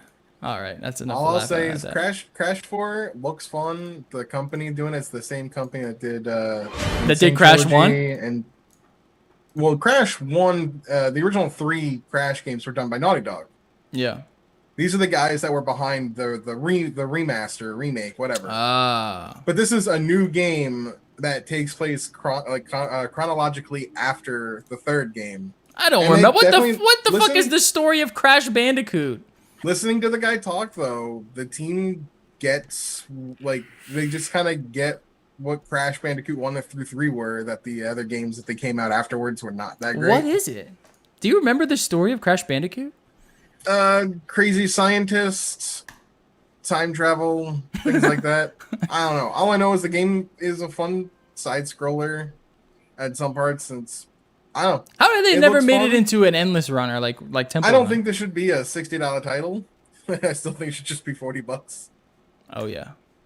40. But I think I'm it's just happy it's not a remake, dude. There you go. it's something new. You know what, It's honestly, new. I mean, it it's still new, keeps yeah. a lot of the old stuff to it, but it is technically, for all intents and purposes, I mean, a no, new game. this is why I get mad about all of the remakes of like, okay, so instead of remaking Crash 2 again, they're gonna make a new game. Thank you. That's all you had to do. It might be bad. It might be good. Just make a new one. It's fine. I wonder if we get a Or Naughty Dog should have just a new canceled The Spyro Last of Us game. 2 for Crash 4. I wonder if we get a new No, Spyro no. game though. A new Spyro? Same company, Toys for Bob. Apparently Activision has a decent first-party developer for them. That'd be cool. Spyro is way better than Crash, in my opinion. I'll believe Activision having a good first-party developer when I believe it. Free upgrade to Marvel's Avengers PS5 when you buy the PS4 version. Very nice. That's like that delivery thing that Microsoft is doing. Cyberpunk is also doing that as well. Yep, Cyberpunk as well. And apparently this is a Sony's already said that this is a publisher / developer decision. If they want to do it, they can go ahead and do it. Yeah. That's on them to do. But I mean, hey, if it's a nice thing where, buy it on PS4, get the upgraded version on PS5 for free. Yeah, I wish they could do that with PC stuff now. Arms Fighter for Super Smash Bros. Is Min Min. June 29th it comes. Looks pretty cool. I like this choice. My original choice would have been Twintel, but I do like 1, female representation, and 2, she's actually an interesting character. The dragon arm is cool. Yeah, I want to play it. It looks really weird. I don't think she looks broken, She kind of but looks like a I'm Mac very sort of thing. interested in seeing. Her arms have a lot crazy reach, so I'm wondering how she's gonna play when you're off stage and she just kind of just edges over to the corner and just skids ready you. Yeah. But she also looks like she opens herself up way too easily. Yeah, she is a character that is going to be, I think, for somebody like me, very fun to play against because I'm a rushdown player. I like to be close. She's a character that does not want you to be close. I just like. You just want to play Arms, I know. Yeah, We all do. nah. Yeah, dude. man, gotta get the arms going. I'm still struggling to come to terms with the fact that they actually are adding arms to like Nintendo lore of Super Smash. Hey, man, we got Vault Boy as a Mii Fighter costume. I don't Yeah. know where it ends. It looks pretty 'cause, cool. like, It Honestly, it dude, looks pretty cool. I'll take that. Like, there's at least established lore there. It's fucking arms, dude. Yeah, I don't know who Min Min is, and I played the game for a solid hour. yeah. Dude, I don't know who any of these people are because I'm not buying fucking arms. I wonder if there is an Arms lore. I don't even know. Star Wars- Apparently, Sakurai didn't even know. He had to ask the team behind Arms. He had to what go, the whole wait, story about what? Arms is. And he made the complete dude, worst you got character Kirby, possible. You got Mario, you got Star Fox, you got Zelda and Link, you got all of the Pokemon games, Snake, and the one from Arms. If we Wow. better get a fucking And Geralt Arms. in Smash. We better get a Geralt of I Rivia. wouldn't be surprised, honestly, if the next It'll be the DLC last one. announcement has the Mii Fighter costumes and there's a Mii Sword Fighter of Geralt. No. He'll That's be not relegated enough. to a Mii costume. That's not enough. I mean, he's in Soul Calibur. That's not enough. Yeah, he is installed. Which I just played the other day, actually. It's crazy. Star Wars Squadrons isn't a live service game. Players will get the complete experience at launch. I don't know. It's one of these, like, plain, what do they call them? Like, Ace Combat style games. Yeah. I'm not into them. I think they're boring. I don't know. Because like I so could be into this is the just because I spiritual. You love those love kind the of games? N6. No, but I like. But that's the thing is those were N64 Factor one. 5. Yeah, The but, Rogue like, Squadron series, yeah, great like- games. But those are different. I don't know. This is a spiritual successor to those, of course. But well, it's a totally I- different developer. So I don't know. No, and Are they that gonna nail I it? don't. Personally, see, here's the thing. This is why I like at Crash 4. I'm fine with this. Okay, it's like the reason why I'm excited for this game is from a game from 20 years ago. I don't give a shit who's developing it because guess what? They don't know anything anyways from 20 years ago. I will say like, that is a level of like experience that doesn't exist anymore. Basically, this is a game that I would actually be really interested in playing in VR. yeah. Yeah, if you want to throw up immediately. Oh yeah, but like that would be cool. It would be But cool. no, I'm totally down I for am it. definitely interested in the idea of this if it actually works well. Because if it's like those games, oh yeah, it's totally worth like $20 for me to just go spend a night having fun with it. After Battlefront 2, I think EA kind of realized when it comes to Star Wars, they kind of just not need to make them microtransactions hell for a while. Yeah. They're waiting for the day. The next Battlefront will be microtransaction to hell, let's be honest. They're waiting for the day to implement them back again. When people kind of forget about it and they can go right back to that model. Yeah. Oh, yeah. When Oh, like investors how- are like, wait a second, we made that much when you had microtransactions and now we make this much? No. Like how if you actually go on Steam right now, since EA brought everything to Steam, it literally the first tag for every single one of those games is gambling. Like go no, Nice. load up Steam right now and go to FIFA 2020. The literal first thing it says is gambling. Gambling simulator. Oh, man. Nintendo slowly retreating from mobile gaming, says Bloomberg. Bloomberg is reporting today that Nintendo has apparently decided against big new mobile gaming project after disappointing results financially from the crowded market. Oh, so you think transactioning your games is a viable option? I think Mario Kart, the Mario Kart mobile game, was definitely the one that just not good. It's just not good. None of them are. None It of didn't them. make a lot of money. There's so much potential there for Nintendo, and they fucking blew it, I guess. Okay.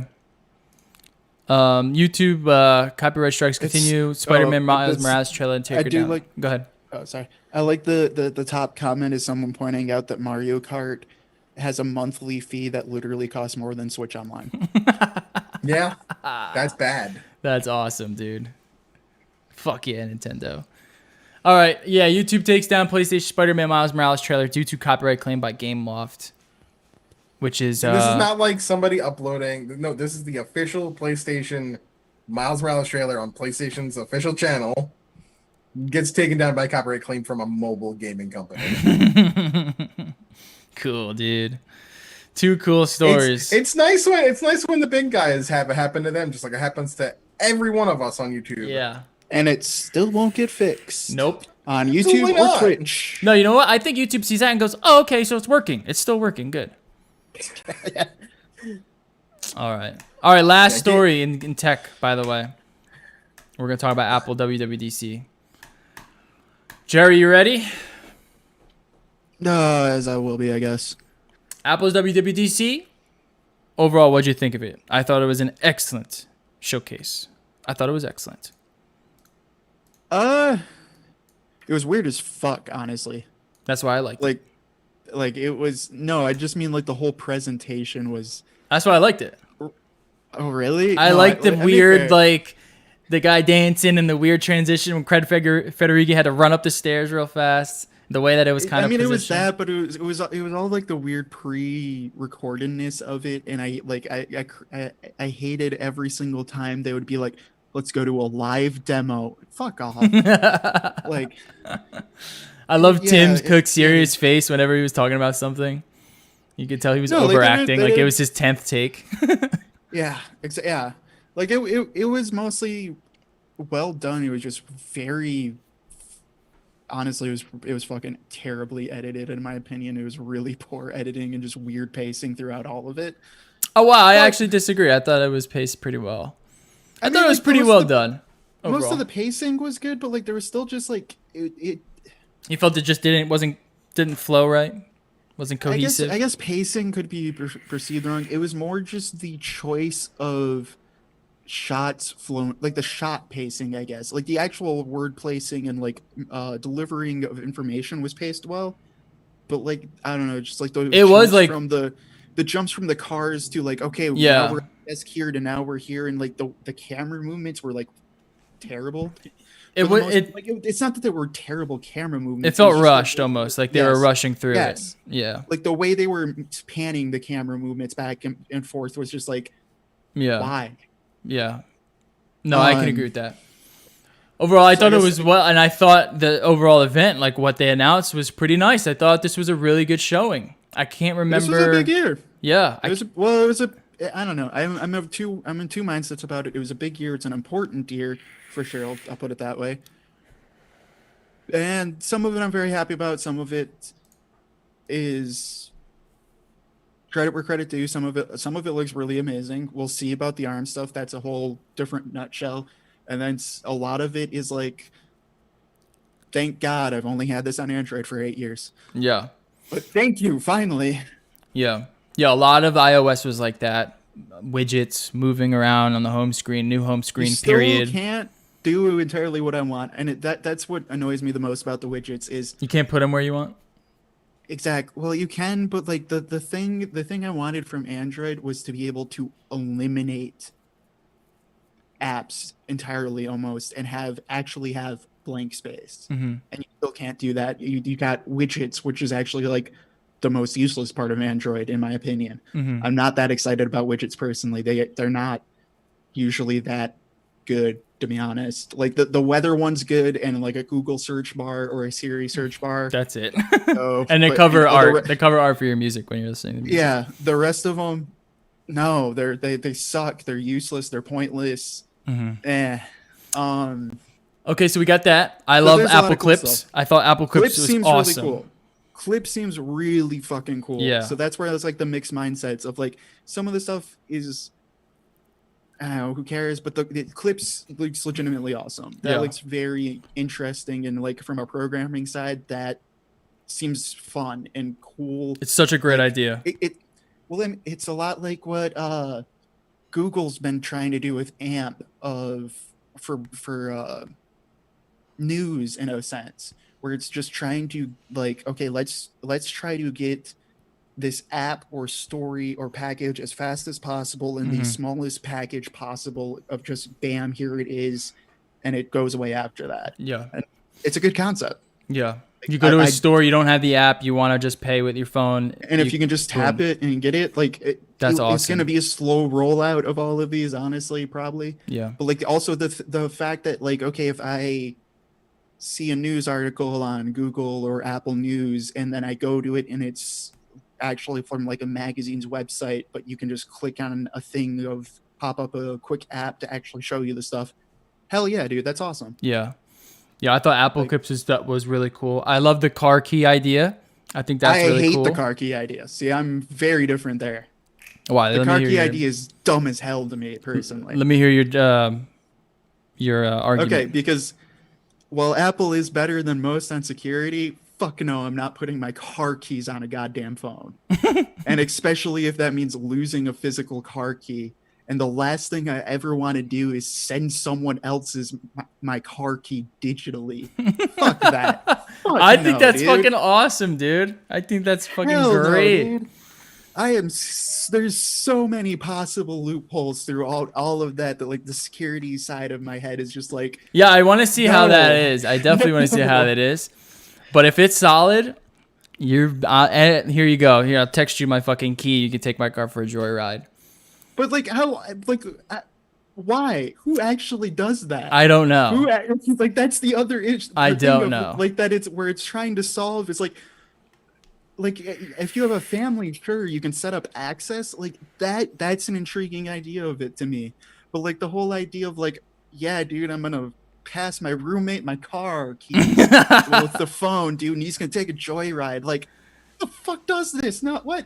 I don't know, but hand him a keys. There will be a situation where I will use that one day. Oh, I'm sure, but there's other things too where it's gonna be them figuring out how close do you actually have to have the phone? Then there's the other thing is, do you actually have a physical copy of this key? Because you better, because what do you do when your phone's dead?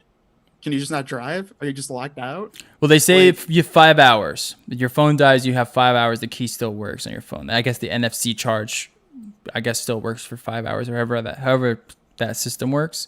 That's still. But I don't know how that works with a physical key to me. No, I don't know how that works with the key. And then there's the other thoughts of it too, of just like, okay, so they have to really nail in how close to my car do I have to be for it to be unlocked? Because there's also a lot of times where I don't want my car to unlock until I'm putting a key in it. Yeah. And I only want a door to unlock, not all of them, et cetera, et cetera. Like there is a lot more things I think that you have to think about in that situation than just like, car's unlocked and I'm ready to go and it turned on. Like, so what? Someone steals your phone and they just stole your car. Cool. Yeah, I wonder how that works. Is this a new way for police to break into your car now too? Yeah. Like, so that one is. I like that one though. I like that. Yeah, I like the car keys. That one's more nuanced to me. Of like, it has potential, but like, there's also. The rest of them are all like, cool, here's a little upgrade. That one's like this could either be really cool or this is a nightmare waiting to happen. Now, 2 big things, in my opinion. The biggest thing, I'll go second biggest thing, picture-in-picture is on the iPhone, which is dope. Okay, I like that. Honestly, I was going to also bring up iPad OS. Yeah, we'll get into that. We'll get into iPad OS. Oh, okay. We're still just doing iPhone. Yeah. One last thing on iPhone.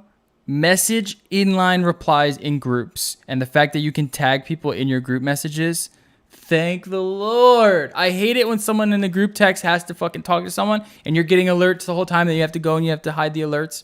Now you can just tag them in the text. Thank the Lord. I think that's huge. I like all the new messaging stuff. That is nice. I think some of it looks a little cheesy. They're still going like super ham on the memoji, which is kind of fun, but also like, I like it. I like the iMessage kind of ecosystem. I like it, but it's also just like, okay, this is not why I have an iPhone, I guess, for me personally. Mm-hmm. Like, I don't know.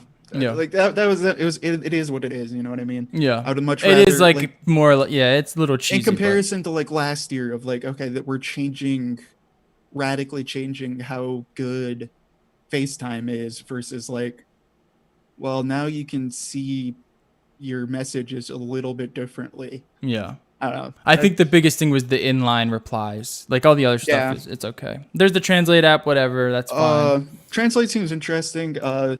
Finally in 2020, they are adding bicycle directions to Apple Maps. Yeah. So it may eventually finally be as good as Google 10 years ago. I use Apple Maps more recently since they added the Street View, and I like it. I think at least the UI is really nice. It is getting a lot better, but there's still a lot of it where I just don't trust it as much as I trust Google Maps. No, and it's not as useful as Google Maps, and the biggest reason is just the differences of the companies, where Google does have a lot more data on a lot of these places. Right. So like the thing with Google Maps is like, hey, if I'm feeling dinner right now, it will tell me their hours, it'll tell me how busy they are, but they already like from like a weekend were able to tell me like, hey, this restaurant appears closed because of COVID. Yeah. You know what I mean? Or like, oh, it's got changed hours, where Apple Maps, they don't have that data set. So who knows? Mm-hmm. Yeah. I just trust Google Maps to have all that information way more. And I mean, that's the thing where I was saying to you, some of it is really cool and some of it is good, but some of it's also like, thank God you finally added biking. Yeah. And what were you going to say about iPad? We're on iPad OS. I'm still not all the way there, and I still want them to keep adding more. But a lot of the things they were showing is like, it's going back to all of the hate I gave the iPad Pro when it was first coming out, or the iPad, not like what we think of the current iPad Pro, but the OG iPad Pros, with all of the bullshit "it's a computer" ads. Mm-hmm. Thank God you're actually finally making iPad OS. It's taking a long time in year-over-year increments, but you're slowly getting it there. It's looking like a computer. You finally decided, and props, and this is huge to me, of like, hey, it's got a fucking menu bar on it. Like, that's literally all you had to do, and it's actually way more functional. Like a fucking computer app. Like that I don't know, there's just things like that seemed fundamental to me that they're slowly finally doing. And hell yeah, big props to that. That is awesome to me, and it does make a lot of those apps a lot more usable. Yeah. And like good. Like they weren't bad in the first place, you know what I mean? But it's just like, if you want it to have the functionality of a computer, it's a lot better. Give it the functionality of a computer. Yeah. Like, yeah, that was definitely a critiquing point of iPad OS. It's nice to see that they're adding like nested folders on all the menus, and a full sidebar and stuff like that. Like it's not huge things. I still want them. There's still a lot more I want them to do, and a big part of that is like, just let me fucking code on it, please. Set it for 3 years. I'll say it for 3 more probably, and whenever they do, I'll buy 3 of them. Yeah. But like, props. It's looking a lot better. I'm very excited for iPad OS, honestly. Yeah. Like I'm more excited for iPad OS than I am for iOS 14. Yeah, me too. Because like, to me, a sidebar is way more useful to my life personally than. And for me, fucking weather. I was most excited about Scribble, because I use a pencil a lot, and just having to tap on the text bar and then having to type. Now you could just write in the text bar. I mean, that's just nice. I don't ever have to drop that pencil, you know. True, and that's one of those, like, I think they can pull it off, but I'm gonna hold with bated breath until I get to actually try it. You know what I mean? I'll tell you what, I need to see it actually working really well. And they can do it. No, they can do it, but at the same time, it's gonna be, I don't know, it'll be weird, because I can still see there being some translation errors, because there's just probably always going to be when trying to decipher really shitty handwriting into what it's actually supposed to be. But it seems cool. I like a lot of the shapes, and actually making notes where you can just do the long press and like, there's what it's actually supposed to be. That's awesome. Yeah. The idea of Scribble, I think, is going to be really cool. I like the addition of copy and pasting. That's huge to me. Yeah, that's awesome. All the pencil stuff I thought was really cool, because I use the pencil all the time on it. And I just hate having to constantly have to use both hands, because you have to get into those text boxes. I might actually upgrade as soon as possible, just to play around with it and see how far along that's come. I mean, but not else too much on iPad OS, just really those 2 things, and then everything else on iOS. That was a big enough feature to be like, thank you. Yeah, I agree. Yes, you know what I mean? I agree. All right, watchOS. We got the big feature, sleep tracking. Fucking finally. Yeah. Like that. Okay, I honestly, except for the stuff we'll get to later, this was the year of, thank fuck you finally actually did it. Yeah, that was the theme. That was the theme of Apple. Even with the ARM stuff, it was like, oh, finally we're gonna get Apple on ARM. Well, to an extent that, but like, I mean, a lot of this stuff was just like, widgets have been a thing on Android since day one, and I guess we get widgets now, which again was not the good part of Android that you should have emulated. Well, the good part was the small call bar. I missed that so much moving back to iOS. That and their notifications are still king. I still stand by that. I little bit disagree there.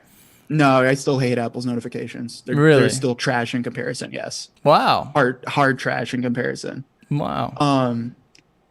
But no, the other things too is like, when they first started showing widgets, it's partially Android-ish, but it's fucking Windows Phone. It looks like a Windows Phone. A little bit. Their first screenshots they were showing of widgets, no, that 100% looks like a Windows. A little phone. bit. I can see where you're getting that, because they had like 3 widgets up. They had them layered weird shapes and stuff. It's just like, cool. We're bringing back the failed Windows Phone. The Zune. Apple. We're bringing the Zune back. Yeah. So we get sleep tracking. I have a sleep tracking app on my Apple Watch, and what sucks about it is it drains your battery, because it's not natively baked in, so it has to keep your phone kind of on for it to work. So now it's nice that it's actually baked in and it kind of goes into this low power mode and still takes in all that data. It basically just tracks when you're moving and your heart rate, and it tracks in like how long you've been in like a deep REM sleep. It does a really good job, at least the sleep tracker that I'm using, at detecting who else is sleeping next to you, so it doesn't mess that data up. And I want to see how well it works on Apple's side. I'm assuming they probably have some of the same people for this company because it's a pretty big sleep tracker company. Probably, because that's again of the finally like this is. You mean literally finally they this- added the hand washing feature to Well, tell that you how too, long but you're no, gonna like- wash your hands? It's honestly that's actually was a huge plus to me. Really? I'm not gonna lie. Yeah, that was actually like that was. I That's mean, pretty for cool. the world we're living in right now, that's actually kind of cool. Yeah. To be honest, It just knows and it gives you a little like countdown. That is pretty cool. yeah, but like the sleep tracking is huge for me because I have medical conditions of being very bad with sleep basically. So like Yeah, I'm that's not been good one at of the it either. biggest features for me, that it is always lacked, that like you've been able to get on a $80 Fitbit for like 10 years, you know what I mean? Yeah. So it's been frustrating that it hasn't had a dedicated proper sleep tracking function or like wake up function, things like that. Yeah. So that's huge. That's into like, okay, this product has a point for my life personally. Mm-hmm. Yeah. I'm And excited for the sleep hands mode. washing thing is pretty cool. So for those of you who didn't hear or know, it's the dumbest thing, but also kind of cool. Yeah. It will count you washing your hands to make sure you wash your hands for 20 seconds and give you feedback and ring once you've done it. Yeah. And Like, it'll the probably most- track it too, because Apple has like those fitness rings and people love to fill them up. It'll probably add something there to like give you points or something, which is always a little Dude, fun like, little gamify thing. I think that's like the weirdest thing to have added in 2020 that I'm actually kind of like, I never thought I would say that's a good feature, but that's Well, a remember good Apple feature used to for do the world we live in. Apple used to do stuff like that all the time. Maybe like 5 or 6 years ago, they added like weird little apps like that, and they kind of stopped doing it in the past 5 years. So I see that, and then they add the dance feature on the watch, which I don't know how the fuck they can get it. I don't know how they're able to tell when your feet are moving on the, like when you're dancing and just your feet are moving. I think that's insane how they're able to tell that. It microchips your arm now. Oh, you have to Yeah. implant something. Oh, okay. Yeah. I'm okay. Tim Cook can have my blood data. All right, moving on. That was the big feature on the watchOS that I'm very excited for as well. We have Big Sur, Mac OS 11 Big Sur. We got an all new design scheme, which The big surprise. yeah, Which honestly, the new I couldn't. Some tell people it was a don't new like design. Honestly, I could barely tell that it was a new design scheme. to me it just looks more like iOS. It looks more like iPad OS a little bit, It's a little bit more iOS-y, and it's which like, makes sense, obviously. it's honestly, it looks a lot like a couple of Linux distros. Oh yeah. Yeah. I don't like some of So, the like- icons. The new icon, like redesigned icons and stuff, I think look a little odd. But overall, it's fine. I'm not the biggest. It was the big disappointment. Let's be real. Yeah, I'm not the Like some of it seems biggest fan. interesting, but a lot of like there wasn't. It's not. Nothing's really cool or really new. It's just like we updated a bunch of subjective icons that you may or may not like and are calling it big news. Mm-hmm. Yeah. Now, the things to Safari, that seems interesting. That is big news. But for Big Sur itself, for the most part, is like, Just kind of like a design there's a overhaul. lot of things working underneath Big Sur that are very interesting. Oh, that yeah? we'll get into in a bit. Go ahead, get into them. We'll relate it to the transition to Oh, ARM. okay. But that's Yeah. it's semi Big Sur related and it's semi No, yeah, I know what you mean. But but it is baked into the underlyings of Big Sur that is very important and really cool. Yeah. But like at face value, Big Sur is who cares? Yeah, it's just Honestly. a little design. It's more of like a cohesive design overhaul. They're making it look more like iOS. So when that inevitable transition and that infusion of iPad OS into Mac OS and into iOS kind of inevitably happens, it looks the It's also same. us losing, and it's me losing basically. It's the inevitable that was going to happen of everything becoming iOS when everything should have just became Mac OS.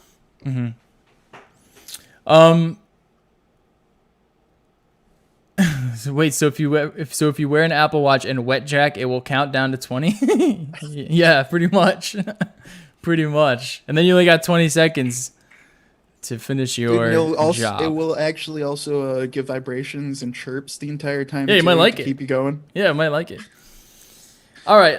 Yeah, so Mac OS. All right, so let's get into the biggest news of them all. Apple transitions to their own silicon, which they say is Apple Silicon. It is not ARM. I hate it, dude. It is ARM. It's ARM. It's all ARM based. It's ARM. So I was reading they can't say that for patent licensing reasons. Yes, they do, but it's of all of the words they could have chosen, I hate Apple Silicon. It's just like would you rather have iChip? No, that's still fucking terrible. I wish they bring back Johnny Ive to actually come up with a word or something. Yeah, or just call him. I mean, I'm sure they could just call him and ask him for a suggestion. Apple Silicon is your 1983 startup in California. Like, that's what it sounds like to me. I don't know. It just doesn't work for me. It sounds terrible. And it's half true and half not, because it's still TSMC. Right. Created. They're not, like, it's weird because it implies that they are making the silicon when they're not. Yeah. They are designing it. They are designing it. And that is a big factor of Well, they're designing it. They're QCing it. They're overhauling it. It's just they're not actually making it. It is a TSMC part. And which is also completely different because it is still based off an ARM design. There's so many things where it part of it that I don't like is because it just seems misleading, almost at the end of the day, is because if you actually know about the name, right? Like if you know about computers and you know about this process that they're actually going through, it does come off as a little bit misleading. Of like, I don't know, it would be like. I'm trying to I don't know if I can relate it to something directly in the silicon. No, it would be like if Google called their Qualcomm chip like Google Silicon. To a lesser, no, not as far as that, because at least Apple does design the chip. You know what I mean? Like Apple still does a lot of work, but it is deceiving just because it is still they still pay ARM. It is still based off of original ARM designs where like they've earned that credit, I guess, with how good Apple's made their chips. Like that, like ARM itself actually is just a design firm. ARM never makes chips. All of the other companies make the chips. ARM at its head core is literally just a design firm designing the semiconductors. And it's weird to not include them in that process, but it's also weird to not, I don't know, it just seems to come off weird to me of like, this is all us when it's not. It is a much more collaborative process throughout most of their history. They do that a lot. They do that with the codecs. They did that with the HEVC codec as well and all the AV1 codec stuff. I mean, they got the money, so I guess they're able to just buy the names out. And I'm fine with them doing that to an extent too. It's just come up with a fucking better name, dude. This sounds like you went through a startup list from the 80s and was like, that's it. All right, so what do you think about what they showed off of Apple Silicon? I thought it was really impressive where they're at. Just compared to what I've seen from ARM on the other side of things. Just in general where ARM is. The fact that they were running some really impressive stuff off of pretty much a 2-year-old chip now was pretty cool. I thought that was pretty cool. So I'm kind of it's kind of promising. Like Apple's done really fantastic with their ARM stuff, and that's why to an extent I think they do have a license to take more of the credit because they're the only ones who have been able to push this. Like they have taken an original design and taken it to their own creation, and like they were betting on it too. They've been betting on it for a while. They've done a good job with it. It is impressive for it being an ARM design originally. Or a RISC design would be a better idea too, almost at this point, depending on how much has changed from the original ARM designs. Because that we don't know really. The thing though is, I don't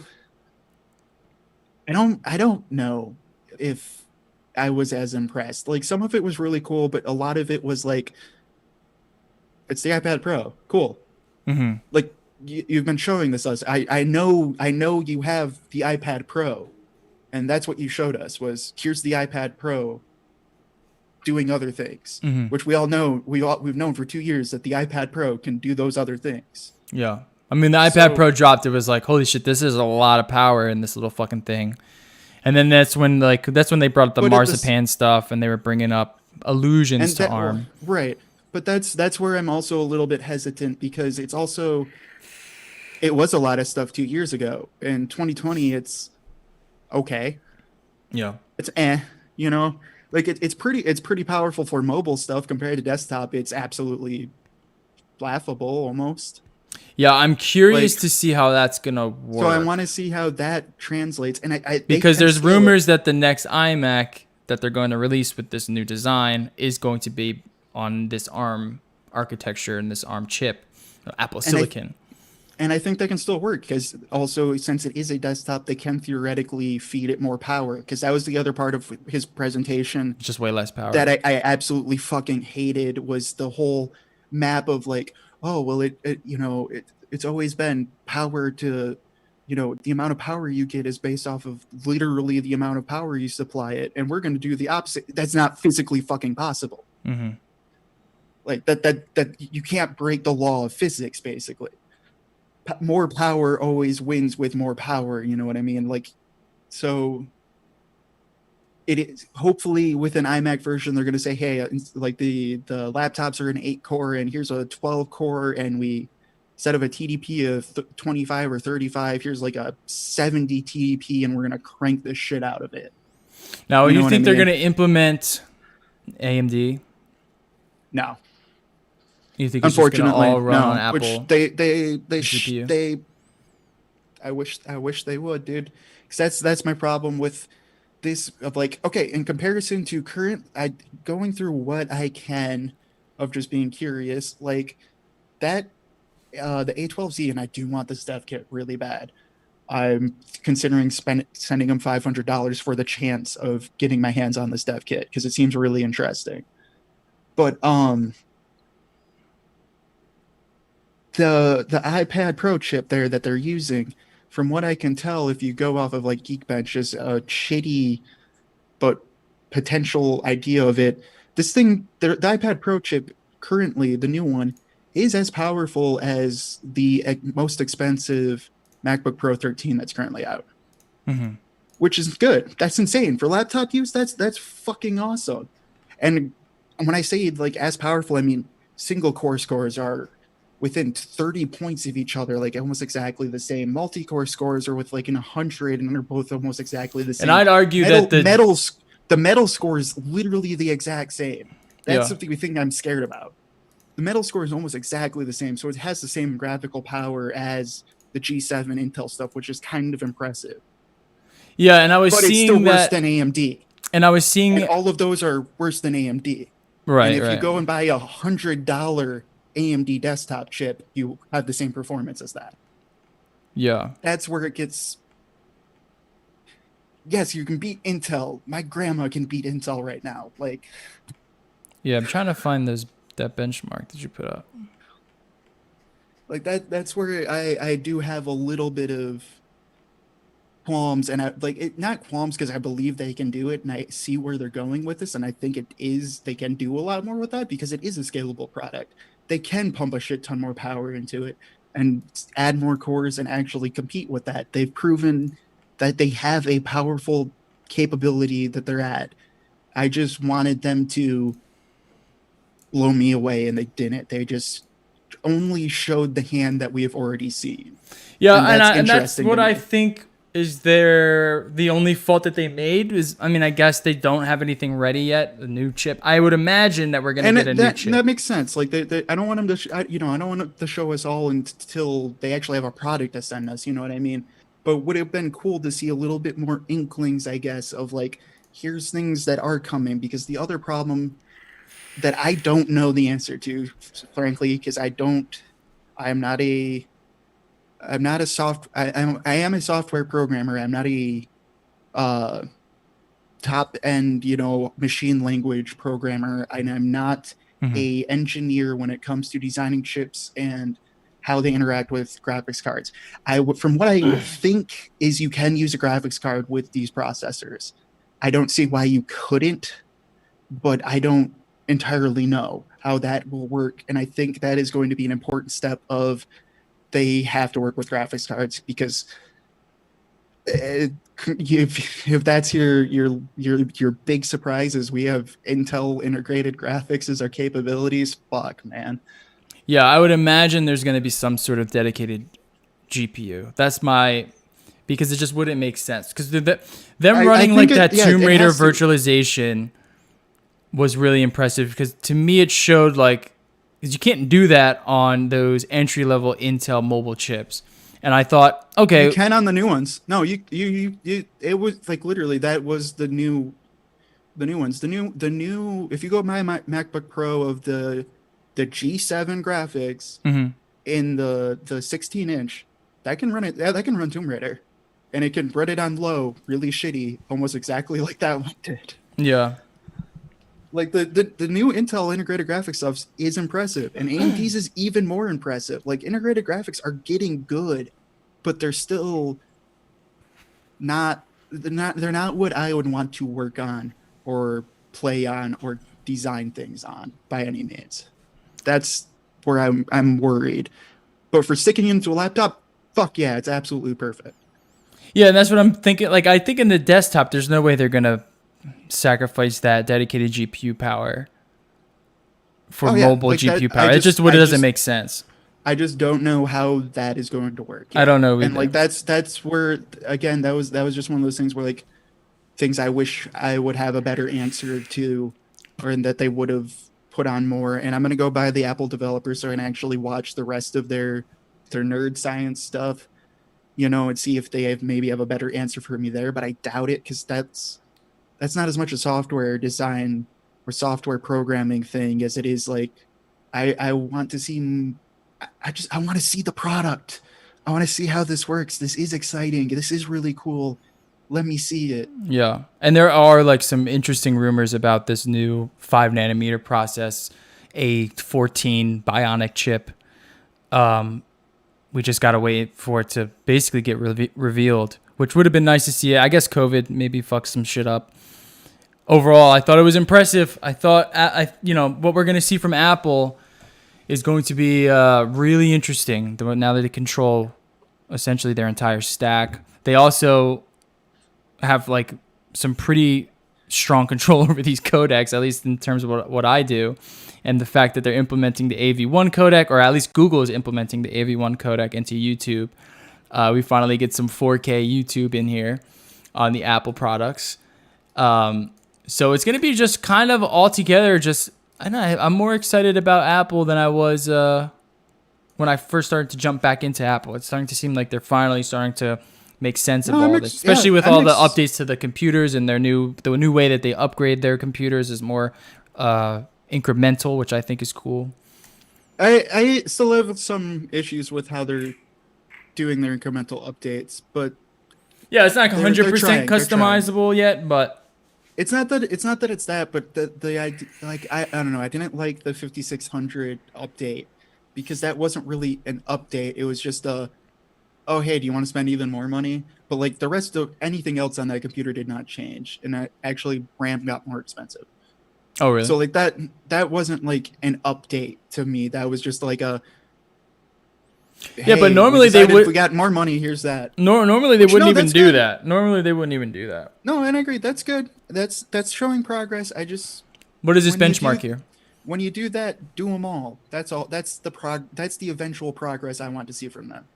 That right there is that $100 chip you can buy from AMD right now. That is the literal lowest, cheapest desktop chip you can buy from AMD. Yeah, and that's about the same benchmarks from the... That's better than both of them. So that's where those concerns come in of like... It was also 65-watt chip. Yes. So that's what I'm hoping. I'm thinking that the ARM stuff is going to be scalable, and that's what I need. I just wanted to see that. I want to see that. Show it to me. Show me more. Yeah. Like, because right now, because the only things we have No, seen is they showed an iPad Pro chip. yeah, they just which showed was an iPad odd. Pro, like, which is awesome, but we already knew the iPad Pro was awesome. That Right. wasn't news to me. The switch to ARM was news, but heavily rumored. We kind of knew it was coming, but like, I don't know. I'm definitely excited. I want more. I want more. I want to know. This has got me wanting to learn. I want to start programming for it, and I want What to they did actually show, know I what will the fuck say, this shit is. what they did show for me And I was also want to that know what the fucking price is. basically anything that I need to do will be able to be done. There's going to be no worries about that. You know what I mean? Like when they showed off Final Cut in the limited way that they showed it off, that was really impressive. When they showed off unhiding that layer on Photoshop, I was just happy that Photoshop's up on there because usually Yes, it's but not. That's one of those things where it's like they did show it, but I still don't. I want to know the quirks too. I guess because that was that was Well, one of the Adobe's always takeaways has I've like seen. spaghetti string code. Oh no, entirely. But that's one of those quirks that you have to live with. But it's also one of the takeaways of like, well, yeah, you showed us Photoshop, but you, like you said, you turned off a layer. That Yeah. was you demoing Photoshop. That doesn't actually show me or tell me anything. You know what Yeah. I mean? It just shows that it's up. That's all that I needed. I'm happy with that. Yeah. And But, then like, there's still a lot more and to then dig Final in Cut, there. which makes me think that Final Cut's actually going to come to iPad, which would make a lot of sense, which would be fucking phenomenal. Because if it's up on there and it's running on iPad Pro hardware, why wouldn't it come to the next iPad or? Oh, because iOS whatever's is still coming. different. That's why we can't have nice things on iPad OS, and that's why I'm always sad. Well, they That's why got I'm mouse sad that support now. Mac OS is becoming more iOS instead of the vice versa. Well, now they got the mouse support. They can throw it on there. Yeah, they they're can do basically it. a hack, dude. They can do it. They added mouse support by saying, "Oh, well, we realized you might actually have to have a medical condition to use a mouse, so we'll add it." Like, Hey, it's on there. It's on there. All right, that's it. We went real long today. So long. What a show. So much news. Last of Us 2 review. Massive amounts of sexual abuse, misconduct allegations being thrown out there. We discussed it. Mixer gets sold. And then Apple transitions to their own silicone. Next week, Tuesday, 6:30 p.m. Eastern. Tune in. Make sure you follow us over on Twitter at No Life Digital. And as always, peace. Shows more.